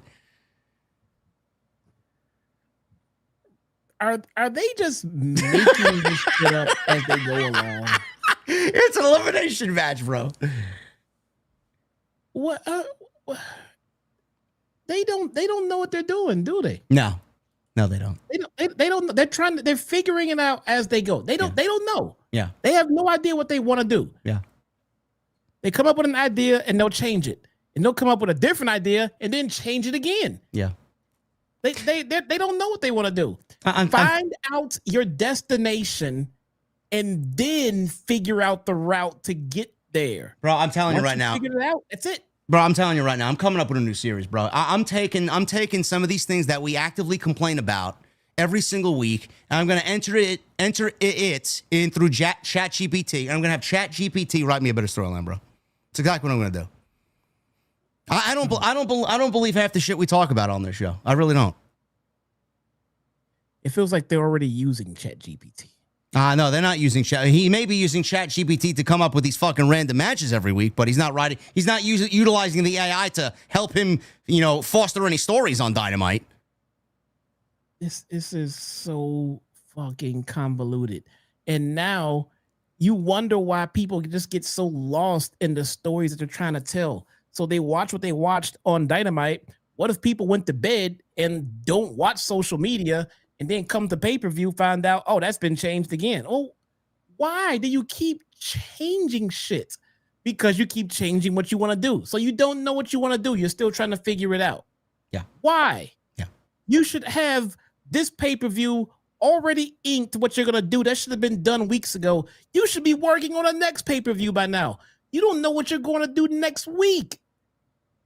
What are you talking about, bro? Everybody's going to be in the fucking hospital after next week. Fucking they might not have a Dynamite to fucking put on next week, but everyone's gonna be fucking injured. They have no idea what they want to do, bro. Next week, by the way, they're filling 18,000 at the O2 in London for Forbidden Door, and then they're going to Philadelphia for their ECW Arena residency, bro. So 18,000 down to 1,500 again next week, man. Whoa, the optics of that look tremendous for AEW. Fuck, I don't understand it, man. I don't understand it. They need help. They need help in the creative department. They need someone else to write the shit. Then they need someone else to go over continuity of it. Then they need Tony Khan to just say yes at the end of it. And then they need to just implement it and then leave it the fuck alone. Well, didn't they hire a creative coordinator for this? To tie up all the loose ends? Where's he at? Still there. With the rumor I heard, he's not at weekly television because someone there told him to stay home. Well, if he's not there, Gee. I don't want to say. Why bring him in if he's not going to be there? Huh? If he's not going to be, I mean, my God, guys. I'm watching the show tonight on my stream with my followers. One of my loyal followers, one of the people who is there every week watching the product with me on stream, came into my stream and told me that she didn't want to watch tonight because she was busy watching Love is Blind UK edition. Yeah. This is a wrestling fan that would rather watch Love is Blind UK edition. And that shit's on demand. She could have watched it after the show. Yeah. I watched a couple seasons of Love is Blind, bro. It's more entertaining than this. There's more story on that than there is on Dynamite. This is. I mean, you ever wonder, bro, how it would feel to be in a pod with somebody else? You can't see them, and you gotta fall in love just by hearing their voice. Ever wonder how that worked out for you? Honestly, never. Imagine after 7 days, bro, you propose to somebody you never even seen what they look like before, and then you go on a honeymoon. No, never once. Yeah. But fun fact. I haven't. Oh shit! It might be coming up the next 2 days. I have an audition for The Price Is Right. Who, you? Me. Oh man, you got to request cliffhanger, bro. You got to request it. You don't get to pick your games, man. But if I'm on it, imagine the memes we get to come up with, man. Oh yeah, you got to play Plinko, bro. Plinko's the best. Oh my god, if I get Plinko, bro. I love Plinko, bro. Please. I have a local audition, man. They are right down the street from my house. True story. They're gonna fly me out. Hey, I love MK Pandy in the chat. He says AEW's booking is blind. Hell, man. Oh man, yeah. There's no love in AEW, but they're certainly fucking blind. MJF. We got MJF on the show. He's probably the only fucking bright light on this show. His music hits. He never appeared. Tony Schiavone stood up and said, MJF has a message for Adam Page backstage. Now, Adam Page was already in the ring. He was yelling at the top of his lungs about MJF, about him being attacked in the parking lot last week, which is how MJF likes to do things, opportunistic. If MJF ever had a problem in his life, he can't look at it head on. He doesn't have the balls to do it. It's a waste of everyone's time to call MJF to the ring to get the piss beaten out of him. He's a gutless coward. Once MJF signed that Casino Gauntlet contract, there will be no backstabbing. Well, didn't he already sign the contract if he agreed to cash it in last week? So he's out here saying that he signed the contract, there'll be no backstabbing. He said he agreed to it, but we never saw him sign the contract. We never see him sign it. Nope. Page swears to God he'll shove his ostrich leathers up MJF's checkered printed ass. So, according to MJF, if Page leaves the ring, something bad is going to happen. Now, he's in the back. He's got Mark Briscoe tied up, and he's with the Gates of Agony and Ricochet. MJF is on the big screen, reminded Seabiscuit that he's the most valuable when he's angry. Ricochet and the Gates of Agony are there. Like I said, Briscoe tied up, barely conscious. MJF said Page will give him what he wants. And he has 3 simple requests, though, before he does that. MJF lifts a can of gasoline, saying if Page doesn't give him what he wants, Briscoe will become Kentucky Fried. MJF said at Forbidden Door, the title can change hands on a DQ. The title can change hands on a countout. And finally, I don't have to use my Casino Gauntlet contract for this match. I want you to give it to me. So Bishop Khan hands MJF a lighter after MJF dumped gasoline all over Mark Briscoe. And MJF said Page has to count to 5. And he's going to light Mark Briscoe on fire. MJF gets to 4. Page caves in. He starts yelling. He's saying, I accept.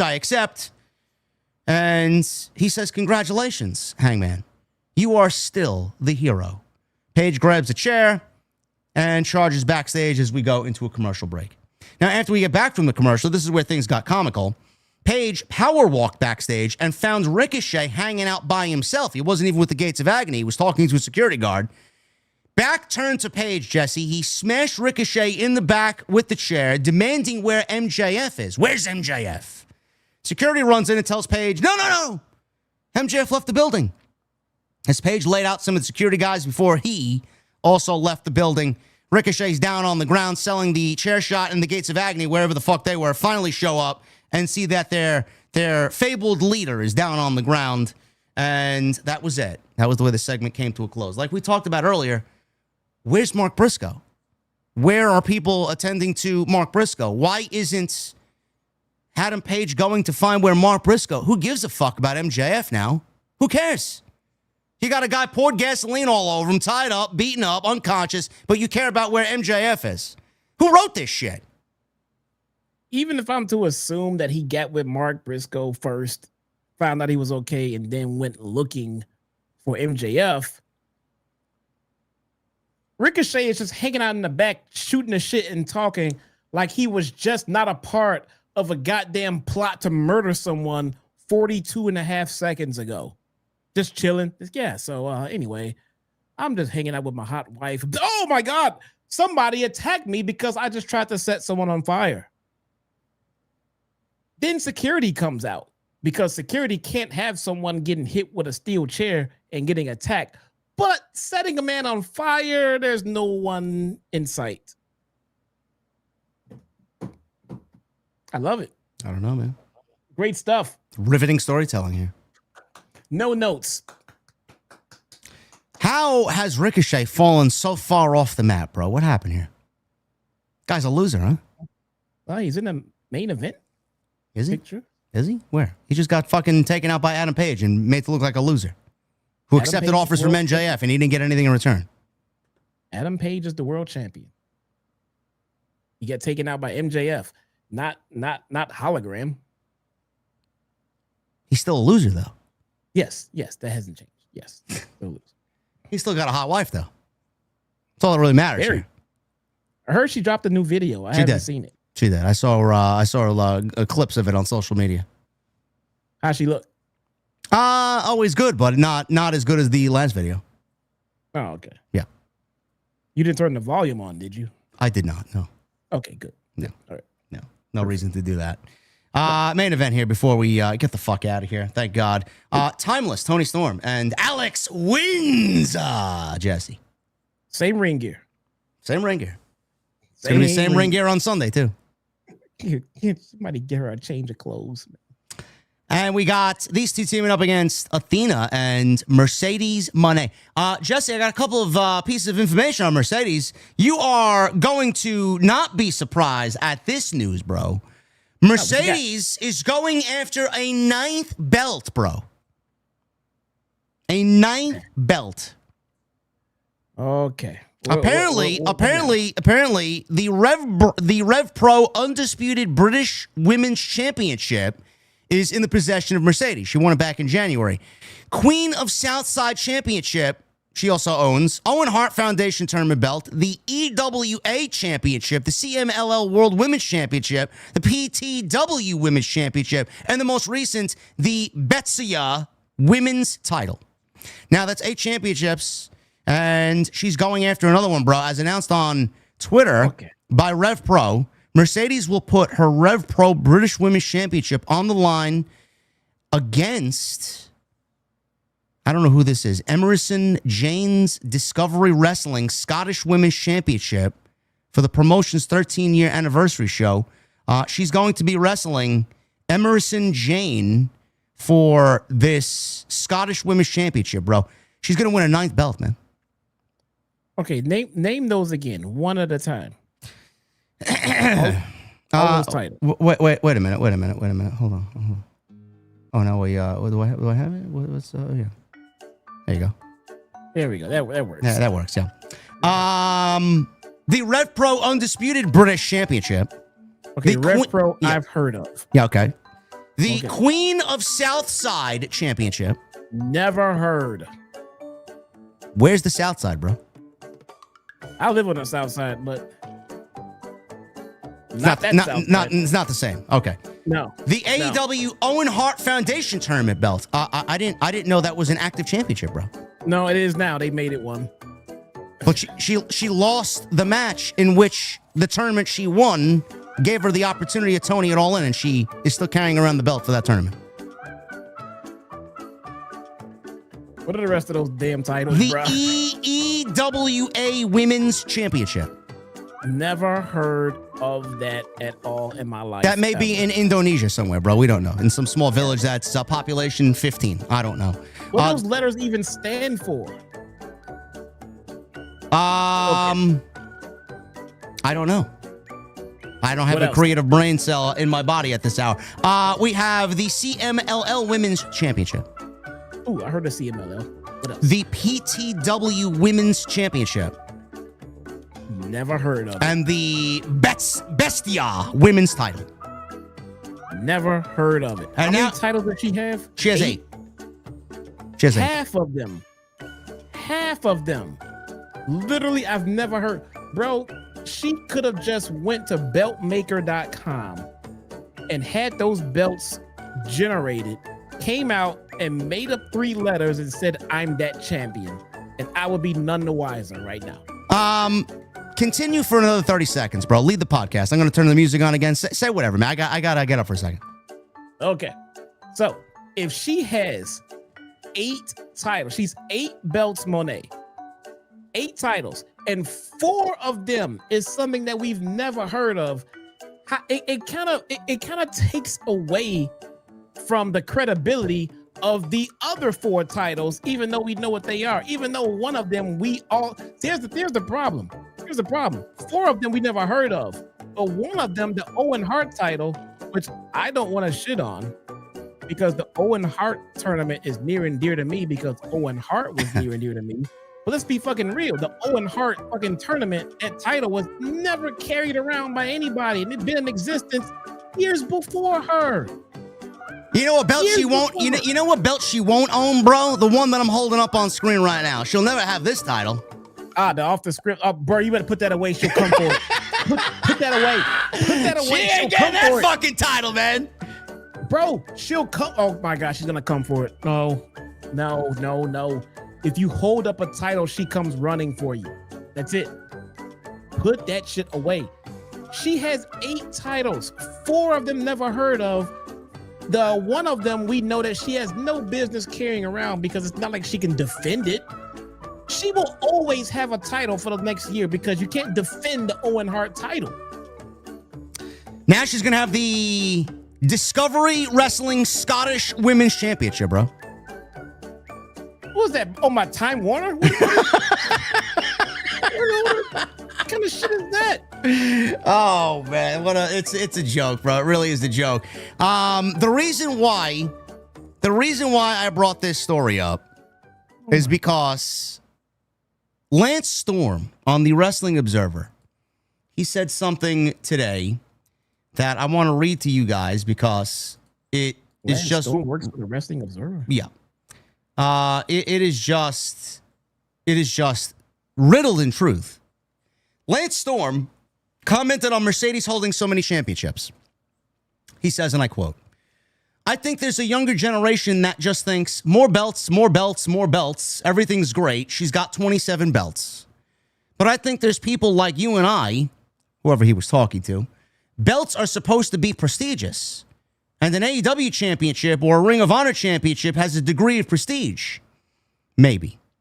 But if you've never heard of a promotion, never heard of the belt, never heard of the woman she defeated, then it just starts delving into comedy.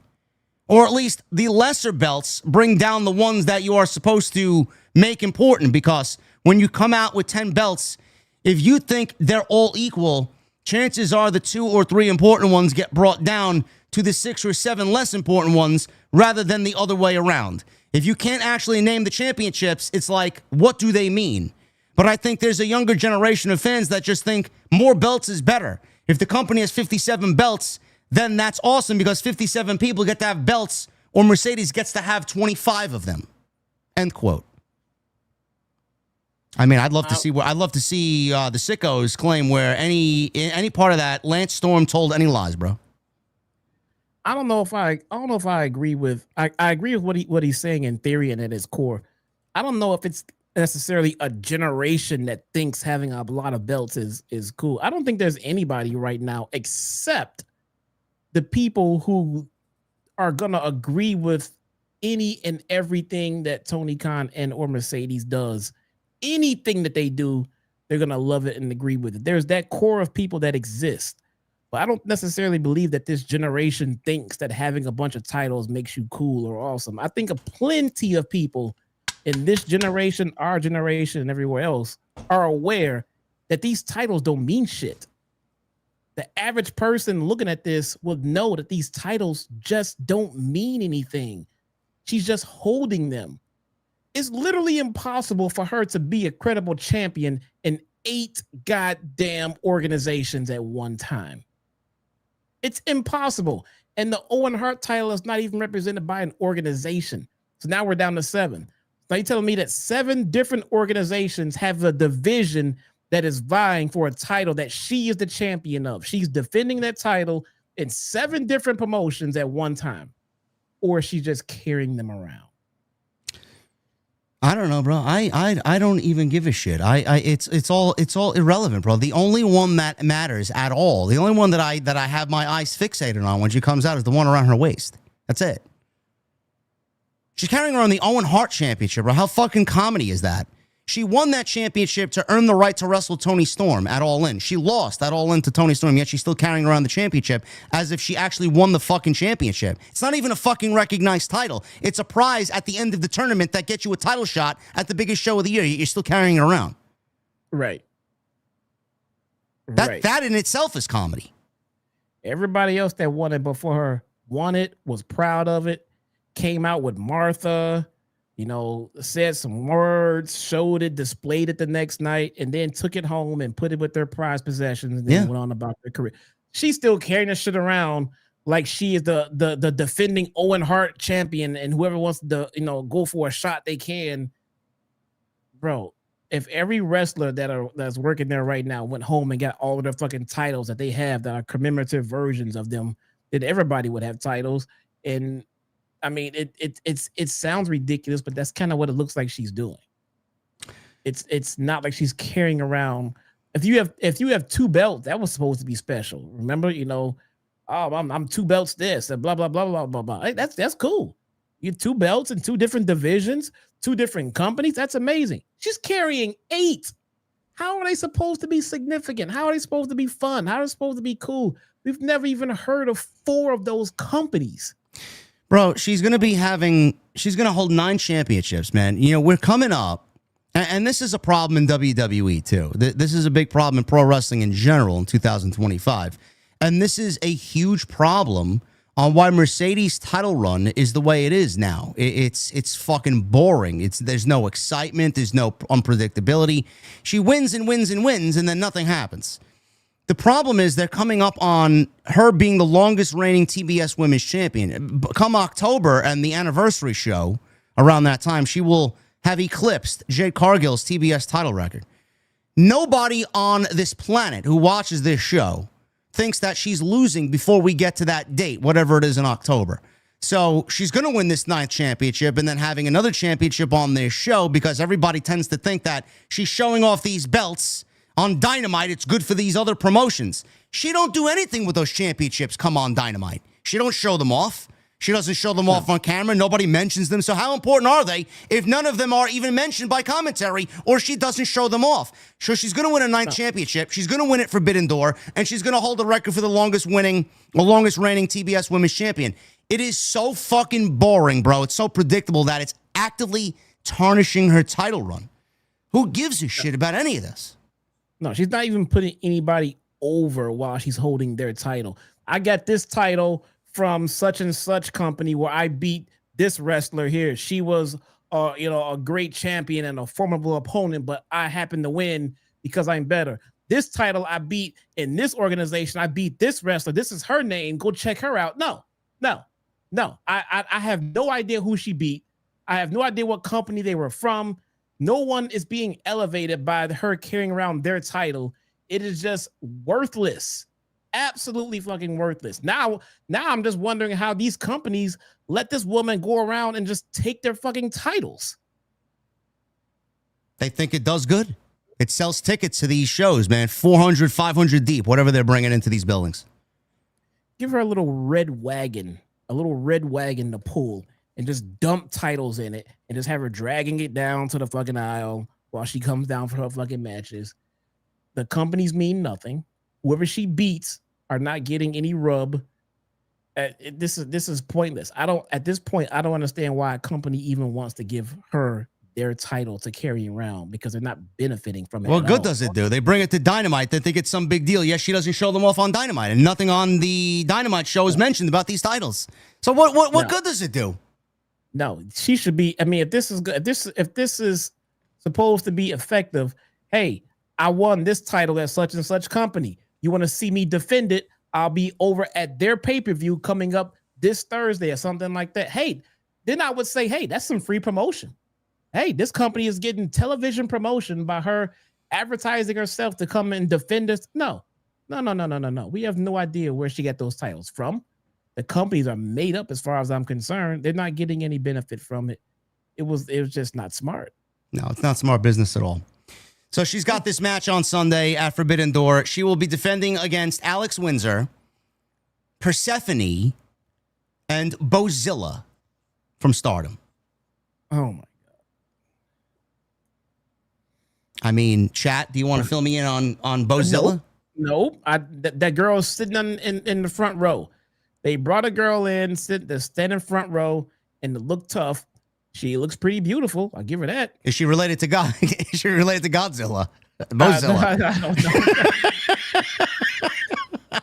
I don't know. They found a. Is she a fan of Godzilla and wanted to name herself in likeness of Godzilla? What's the correlation there? No idea who she is, bro. She's on the show and nothing is said about her. Who the fuck is she? Nothing. Be a video package. I mean, something, man. I mean, just don't know Devil Jig says she's Mozilla Firefox. Oh man! Followed by Chrome. I mean, what the? Oh, it's comical, man. It is just so comical. None of these companies are getting a rub. None of the opponents that she's beating are getting a rub. No one's coming. I would have fucking 8 women come storming the fucking AEW doors to come get their fucking titles back from this woman. Like, I mean, why does she have them? So what I'm gathering here, Jesse, is, you know, Mercedes is going into this show and she lost to Toni Storm and All In, and the company just feeds her 3 other women, man. She's going to beat Alex Windsor, Persephone, and Firefox Mozilla in a fatal 4 match. She's going to get 3 victories in 1, bro. She traded 1 loss for 3 victories. My God, man. Oh, man. Normally I say I want to care. I don't even want to care. No, I don't want to care about why she's carrying all these goddamn titles. I don't care about the titles. So Moné's out there mocking Windsor, Alex Windsor. She missed the Meteora. Storm was able to hit a tornado DDT and spike Athena head on the mat with the DDT. Windsor made the hot tag, delivering a series of clotheslines to Moné before kipping up into a leg sweep. Short lariat, goes for a cover, gets a 2 count. Moné ran into a Blue Thunder Bomb. Athena broke up the pin. Storm briefly got in and applied the chicken wing, but both spilled to the outside, where Athena hit a Storm Zero on Storm on the ring steps. So we got a series of reversals by Alex Windsor and Moné, who apparently did not see Moné make the blind tag to Athena. So Windsor laid out Moné with a Samoan drop. Scorpion Deathlock applied. Moné was tapping out. Aubrey Edwards did not end the match because she had to tell Windsor she's not the legal woman. She is. And then off the top rope flew Athena with an O-face, which looked great. This whole series, this whole last 30 seconds of the match was fantastic. Athena flew in with the O-face, pinned Alex Windsor 1, 2, 3, and the heels win this. Post-match, the doctor was attending to Toni Storm, who was holding her neck, while Moné held the TBS title up in the face of Persephone, who pie-faced Moné to the ground. So that was Persephone you're thinking of, bro. That wasn't Godzilla. So Windsor stared down at Persephone. Billy Stark celebrated with Athena and Moné at the top of the ramp and ended the show. Yeah, that's what I was talking about originally. Persephone. Oh, okay. Yeah, I thought you were talking about Mozilla. No, I have no idea who that even is. I don't know. Who knows? My question to you, bro, is when Toni and Athena wrestle, she cashed in that contract, got the one-on-one match, man. A very babyface thing to do as a heel with these contract gimmicks. Does Athena win the championship? And what happens if she doesn't? Does she go back to Ring of Honor and banish to Ring of Honor as the Ring of Honor Women's Champion? What are we doing here? No one is going to win but Toni Storm. So are we looking at a Moné versus Toni Storm rematch with Moné taking a 10th title? I never said that. So, I mean, what? Toni Storm has 1 title, and she seems way more important than Mercedes and her 8. That doesn't ring any alarms for anybody. 1 belt equals greater than 10 belts. Yes, it makes sense. I mean, but nobody in creative is sitting here saying, hey, you know, I mean, well, yeah. Fair. That's fair. Creative, man. What are you talking about, man? Creative. This show was as lifeless and apathetic as you could possibly ever imagine, folks. Why do we watch Dynamite? We watch it for you. Seriously. Jesse watches Collision so you don't have to. And we watch Dynamite for you guys so you don't have to. Anyway, Collision. It's happening on Saturday, and then we got Forbidden Door on Sunday. Listen to this lineup, bro, Collision. Skyflight, Scorpio Sky, Dante Martin, and Darius Martin versus Hiromu Takahashi, Hechicero, Josh Alexander, Lance Archer, and Rocky Romero. Megan Bayne goes one-on-one with Isla Dawn, bro. They're debuting Isla Dawn in a losing effort against Megan Bayne, bro. You imagine that? Yeah. Yeah. I do, yes. Isla Dawn debuts, bro. Already a loss to Megan Bayne, the biggest woman on the roster, bro, losing. Yeah, that's it. Josh Alexander, lost. Ace Austin, lost. So line up, Isla. Here you go. Julia Hart and Sky Blue versus Queen Aminata and Willow Nightingale. We've got a Max Caster International Open Challenge. Konosuke Takeshita, who is now the G1 Climax winner this year. He goes one-on-one with Tomohiro Ishii, bro. Very nice. Big Bill versus Mark Andrews. The Gates of Agony versus the grizzled young veteran. Oh, gee, I didn't think they were still employed. Where are they at, man? Why aren't they on fucking TV? Where the fuck have they been hiding? I can ask, where are so many people? Where is Buddy Matthews? You cannot tell me this man is still hurt. Bro, he's in Orlando with Rhea Ripley. I mean, bro, I've seen old men recover from injuries faster than this. You telling me that Brody King is not in the hellhounds of hell and dogs anymore because Buddy Matthews is hurt? Supposedly, not hurt. Supposedly it didn't heal right. He needed surgery. He needed surgery. Okay, so he is still hurt. Yeah. And same for Jamie Hayter. Is she still hurt? Who? Right. Is Britt Baker you mean the one that replaced or Alex Windsor replaced? Yes. Yeah, she's not hurt anymore. Britt Baker doing her recovery on the beach somewhere. Bro, she's doing yoga at 6 a.m. as the sun rises in Orlando, bro. I mean, it's her physical therapy sessions happening on a beach because that's where she seems to be posting all of her goddamn videos. Fuck it, man. Rob 'em blind. Who gives a fuck? Getting paid to sit on the beach and do nothing, man. My God, is Deonna Purrazzo stuck behind? I mean, where is she? Is she in ROH somewhere? What is she doing? She regularly visits Trader Joe's on Thursday, man, and does her food shopping there. My God. She's already prepping for Halloween, man. She's decorating the house, getting ready with candy corn, man. It's all ready to go. Candy corn. Where are all these people? Hikaru Shida, Serena Deeb. She may be spotted at Home Goods, bro, buying some Halloween decor. I got people showing up to my live stream telling me they just ran into fucking Deonna Purrazzo. He literally saw Deonna Purrazzo more in the grocery store than he's seen her on TV. Bro, she's at Home Goods fucking buying Halloween gnomes to put on the fucking mantle of the fireplace, man, for Halloween. That's where she is. This is so This company is so fucking sad, man. I swear to God. It's so pathetic. So pathetic. You can have a pay-per-view. You can have a Forbidden Door pay-per-view with the people you have on TV versus the people stuck in Guantanamo Bay. You could. You can have a pay-per-view featuring people you can have sitting at home for no reason. It's crazy. Thank you guys for a great stream, man. We have 2,200 people in here on a Wednesday night. I appreciate you guys very much. 20 more likes for the goal of 750. Can we reach 800 tonight?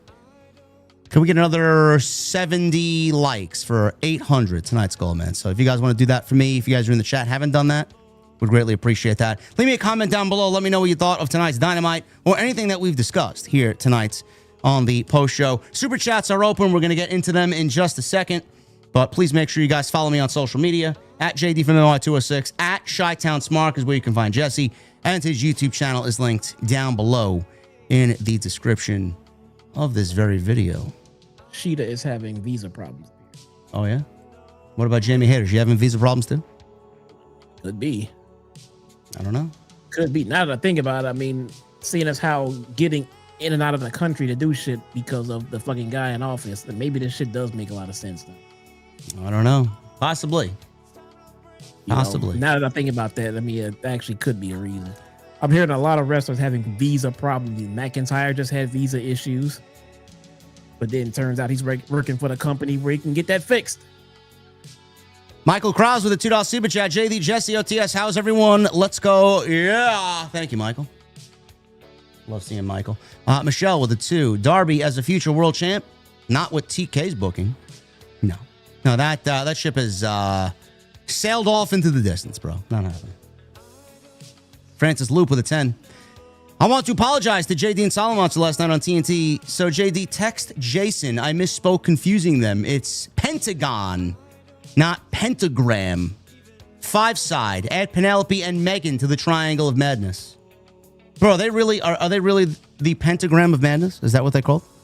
I've already addressed that in my stream, but I mean, might as well. They're a triangle, and you add 2, so there you go. Then, yeah. Are we building towards the women's war games or blood and guts match? Is that what we're doing? You give them way too much credit. Not like it would really matter. Everything's taking place on a fucking show that garners 200,000 views. Who's seeing all this shit? Francis, thank you for the 10. 10 May with a 15 in Super Chat. JD, I'm so sorry for your loss. May your grandmother rest in peace. Thank you, 10 May. Revol with a 5. I hate AEW sometimes, man. Someone as short as Athena shouldn't be doing a pile driver to Tony on steps. Just dumb. Also, Windsor is not cutting it. Bro, she is as bland and vanilla as they come, bro. There's legitimately nothing that stands out about Alex Windsor. Nothing. Yet Jamie Hayter is somewhere in Guantanamo Bay, bro. Yellow or orange jumpsuit rather and all. At least she's being fed 3 times a day. Maybe. Michael Krause with it too. I'm truly sorry for your loss, JD. OTS is here for you. Thank you, Michael. Rusty Mills with a 5. I know one thing. MJF has mimicked Hangman's ass since last week. My TV got struck by lightning. I swear I can't have a damn thing. Bro, this has not been a good storyline between MJF and Adam Page. A lot of just kind of big logic gaps and shoddy booking. Revol with a $2 super chat. So MJF loses the match and then cashes in. It's a possibility. But then again, where do we go after that happens? Page just won the championship. Do we want to take it off him already and hotshot the title back to MJF? Or do you want to have MJF lose his cash in? And basically be a loser.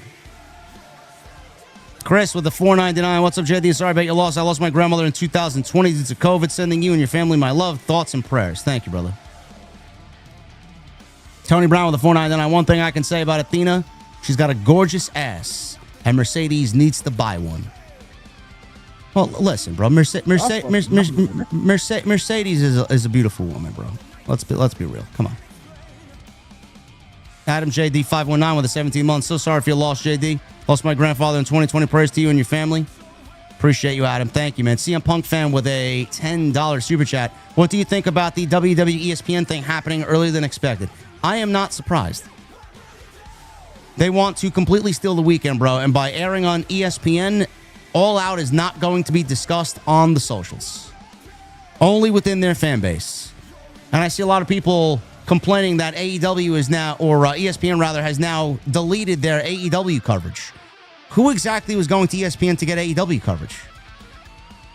Nobody's losing sleep over that loss. What happened? Who's going to ESPN for WWE coverage? Nobody. I mean, they will be going there to watch, programming now, but nobody's tuning in to ESPN to find out what happened in WWE. No. CM Punk fan with a $5 super chat. I heard AEW was bad tonight. Yeah, it was pretty bad. Pretty bad. Brent Lanning with a $4.99. Your taste in music is awesome. Are you near Tom's River? I'll be there next month for a wedding. I'm truly sorry for your loss. Thanks for being you.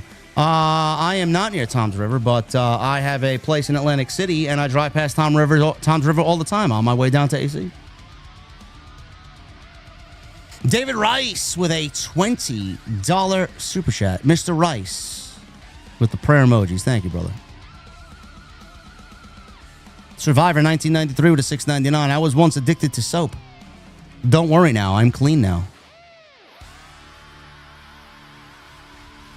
Okay. Thank you, Survivor. It's good to know, man. You're cleaner than the AEW sickos that attend these shows. CM Punk fan with a $5 super chat. AEW fell apart when I got fired. I agree. They have yet to recover. I'm waiting for them to recover. It doesn't look like there's an end in sight, bro. Abyss with a $4.99. What do you call a prisoner trapped inside of a penny? Innocent. What do you call a nurse with dirty knees? The head nurse. Oh. Oh, okay. All right. That's the type of nurse you want taking care of you, bro, when you're ill. Yeah, it's true. Robbie with a recover a lot quicker. Yeah, I know. Robbie with a $4.99. What's up, guys? Funny how they call it Forbidden Door, yet 4 out of the 9 main card matches include someone outside of AEW. What happened to the good old days? I don't know. That's what I'm wondering. CM Punk fan, $2 super chat. I was right about AEW. William Bellin with a 5. JD Jesse gotta have another heart catheter installed on September 12th. Gonna be out 8 more weeks. You guys are the best. OTS for life. Thank you, William. Get better, brother. I wish you a an easy road. That doesn't sound like it's all that good. I always get skeeved out, man, when I talk about the heart stuff. Yeah. Take care of yourselves, guys, please. Ethan Nelson with a $4.99. Tanahashi's knees are held together by Elmer's glue and duct tape. Close. Scotch tape, Ethan. Nate not being held together at all. No. Nate with a 5. I know you're not an NXT fan, but I'm honestly excited about Heatwave more so than Forbidden Door because I hate Forbidden Door. So when I tune out, it's as canon as early Saudi shows. That's exactly what it is, man. It's basically a Saudi show for AEW. None of it matters. I saw the Heatwave card, bro. Nothing excites me there. They don't have any top-tier contenders for Obafemi that they got to throw Javon Evans out there, man. Not really a world title contender. $9.99 from Abyss. My wife ripped the blanket off of me last night. It's okay. I recovered. Get it? He recovered. And did you know the art of not talking originated in China? You ever heard of Quiet Lee and Silent Lee? Keep your head up, JD. Thank you, Abyss. Keep the jokes to syndrome. Zoid with 8 months. Why are creative teams in wrestling so bad? The stories we loved in wrestling history weren't even that complicated. A clear conflict, good characters. One doesn't get it, never got it. And the other one just got lazy, bro. I don't know what to tell you. Levi with a $50 super chat. Thank you, Levi. The reason this show sucks so fucking bad is because the writing team is named ChatGPT and Grok. OTS for life. Love you guys. Bro, that's false. Those 2 AI services, bro, would absolutely be more creative than what we're getting now. Appreciate it, man. Thank you for the mini bomb. Boss Top with a $4.99. MJF's booking after losing the world title in 24 will be the reason he leaves. Giving him the contract feels like a correction course. I don't know how much time he has left, man. You know, he's done all he could here. It's honestly, it just feels like he's going through the motions. If there was anything more for him to do, I'd say it's probably best if he stays, but there's nothing more for him to do here. A second world title reign will result in nothing. Ethan with a $4.99. There is no medical question mark. Ospreay's neck is literally pulled pork, yet Tony could not tell this man no. No, he couldn't. I don't know. Yeah. Well, like Jesse said, it could be all kayfabe. It could all be a story, but I mean, I don't think it is. I don't think it is. No, maybe it's not as bad as they led on, which would be shitty for them to lead it on like that. Yeah. But at the same time, we know that he does need some work done. I mean, whether it's serious or not, the fact that he does need some neck work done. Why are we goofing around with this shit? Why are we playing around and having another match? It's not that serious. We don't want the man paralyzed. Let's just get the shit done. He needs to get done, and just come back when you're ready. Not that important. We need one more match Forbidden Door. No, we don't. No, we'll be fine without him. We want him to get better first. Yeah. Cujo with the $2 super chat. Who wins, 1993 Doink or 2009 Randy Orton? I'm going 93 Doink, bro. Can't fuck with 93 Doink. Matt Osborne was fucking great. His match with Bret Hart at SummerSlam in 93 was fantastic. Yeah. William Bellin with it too. JD, my sincerest condolences, brother. Praying for you. Thank you, William. Citro with it too. Mom is back in the ER, liver failure, hoping for transplant. Ah, man, that's terrible news, bro. I wish you nothing but the best, man. Hopefully she pulls through. Please, we hope it works out for you. Francis Live with the $10 super chat. I watch your short again on AEW's contract pricing. Wrestlers bringing talks with AEW to get more money out of WWE. WWE should say no. I won't pony up the money. They don't need MJF or Sasha Banks.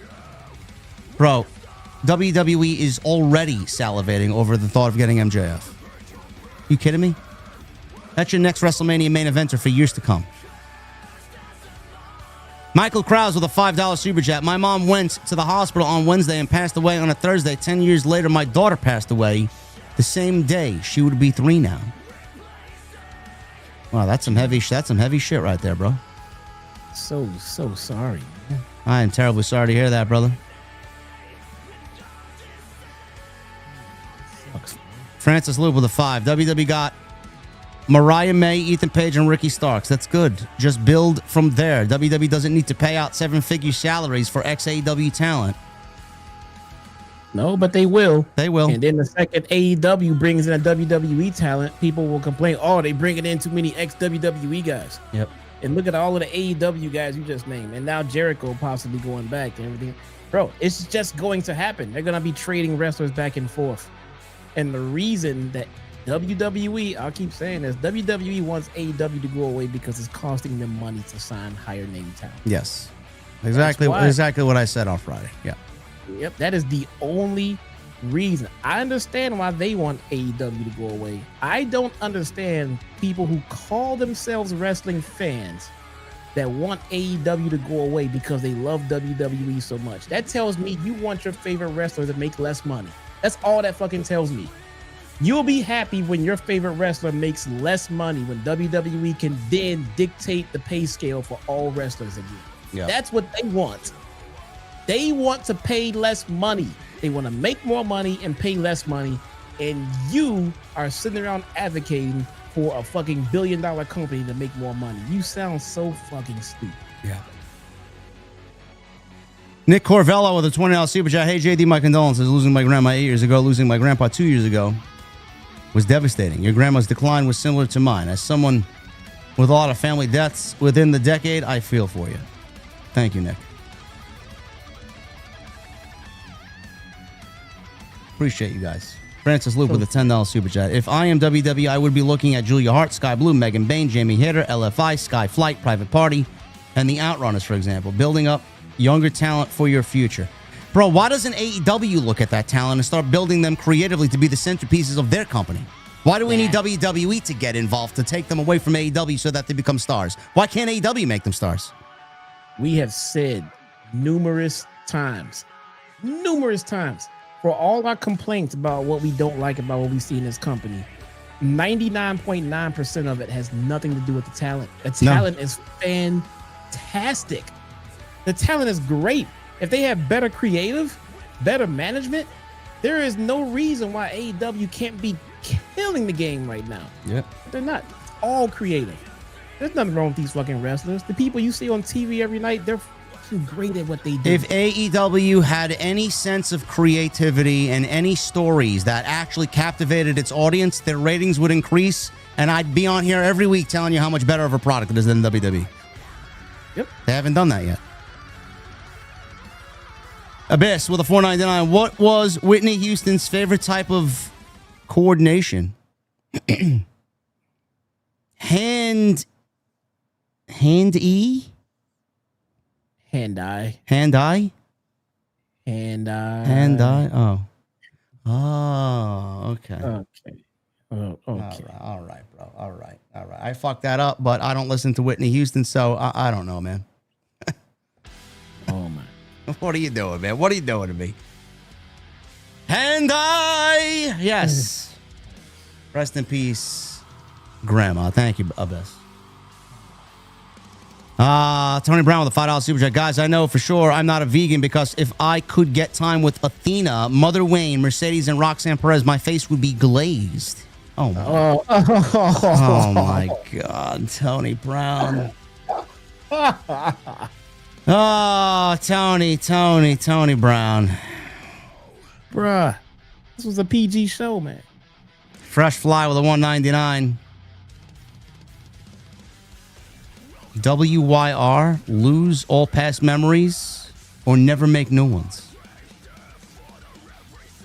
WYR. Would you rather? Oh. I don't know. Why? I don't know. Why would I want to lose my past memories? Why would I lose your past memories or never make new ones? I would want to make new ones. Why are those the only two morbid options? I don't know. I don't know. It's a weird question, Fresh Fly. Jason Correa with a 4.99. Hey, JD and Jesse, what's up? How are you guys doing? Are you going to get Battlefield? I heard it's going to be fire. Bro, I put 10 hours into the beta. I loved it. I am definitely buying it. This Black Ops 7 ordeal, man. If one of you guys want to send me a beta code when the time is right, I will try it. Buying it is a no as of right now, unless one of you guys are going to buy it for me. I'm not purchasing that shit. I'm not big into the online only player games like that. Beast Comatose with the 279. Moné's titles are worthless as her boyfriend, Beast Mortos. Yeah, Frank the Attorney, yeah. Rawr. Don't disrespect the Beast, bro. No. Twan the Truth, 199. JD, did you hear Tekla speak on Hey EW? I did not. I might have to go and watch that. No, she has one on there. I'll go check it out. Yeah. Maybe we should take that to television. Nah. Cam G with a 20, just showing some love. OTS for life. Brother, thank you very much, man. We love Cam G. Thank you. Carlos Ortiz with a 199. JD Graham versus Mercedes Moné for the OTS belt at Hog. No.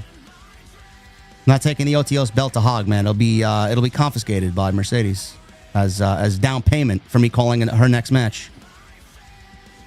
Captain Solo with a 5. Mercedes is a legend in her own mind, and TK is her #1 super fan. Bro, I wouldn't be surprised if TK actually subscribed to her $99.99 phone service. Is that even still a thing? I heard about something like that a while back. I didn't think it was actually real. That is the biggest money grab from a pro wrestler I've ever seen, if that's true. Yeah. Or maybe she robbed some people and then shut it down because she knew she was robbing and it was morally incorrect.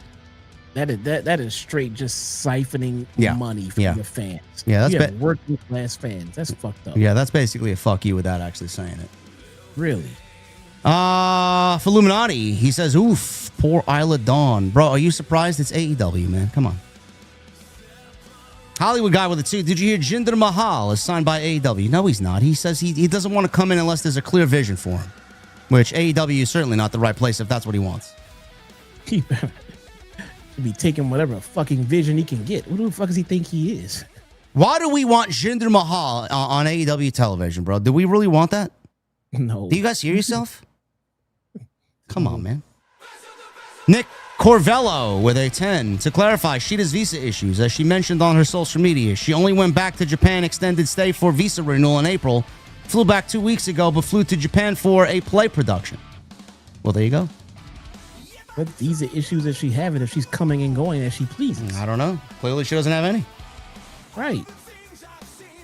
Jason Correa with a 499. Hey, JD, I'm sorry to hear about your grandmother. My condolences to you and your family. Thank you, Jason. And Ryan Sully with a 20. It said, JD, we got Blend Windsor weekly, and Jamie Hader's off solving mysteries with Raggy. In Guantanamo Bay, sorry to hear about your loss. Keep up the great work. JD and Jesse, OTS for life. Thank you, Ryan. Yeah, I don't know where she is. Hopefully she's on her way out of Guantanamo Bay and into WWE.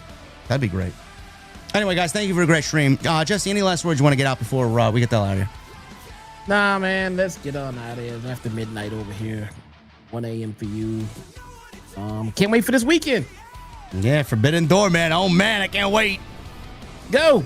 Hardly. Thank you guys very much for all of your support. Thank you for the Super Chat love. Thank you for the great discussion tonight, man. We always bring the fire on Wednesday nights. There's a reason why this is the #1 viewed Wednesday night Dynamite stream in the entire community, man. We're rivaling the big wig numbers from the bigger streamers. They can't even touch what we do, man, because they're not talking about the product the way we are, man. There's no realism over there. There's no honesty over there. You get it all over here, man. Thank you guys very much. I will be back with some extra tomorrow, man. We got some news to talk about. WrestlePalooza, ESPN, WWE in bed together already. We'll talk about it. Until tomorrow, hit that thumbs up, hit that subscribe button down below, turn on the bell for notifications, go follow Jesse on Twitter and YouTube, and leave me a comment down below and let us know what you thought of tonight's apathetic AEW Dynamite. Until tomorrow, guys, I'll see you later.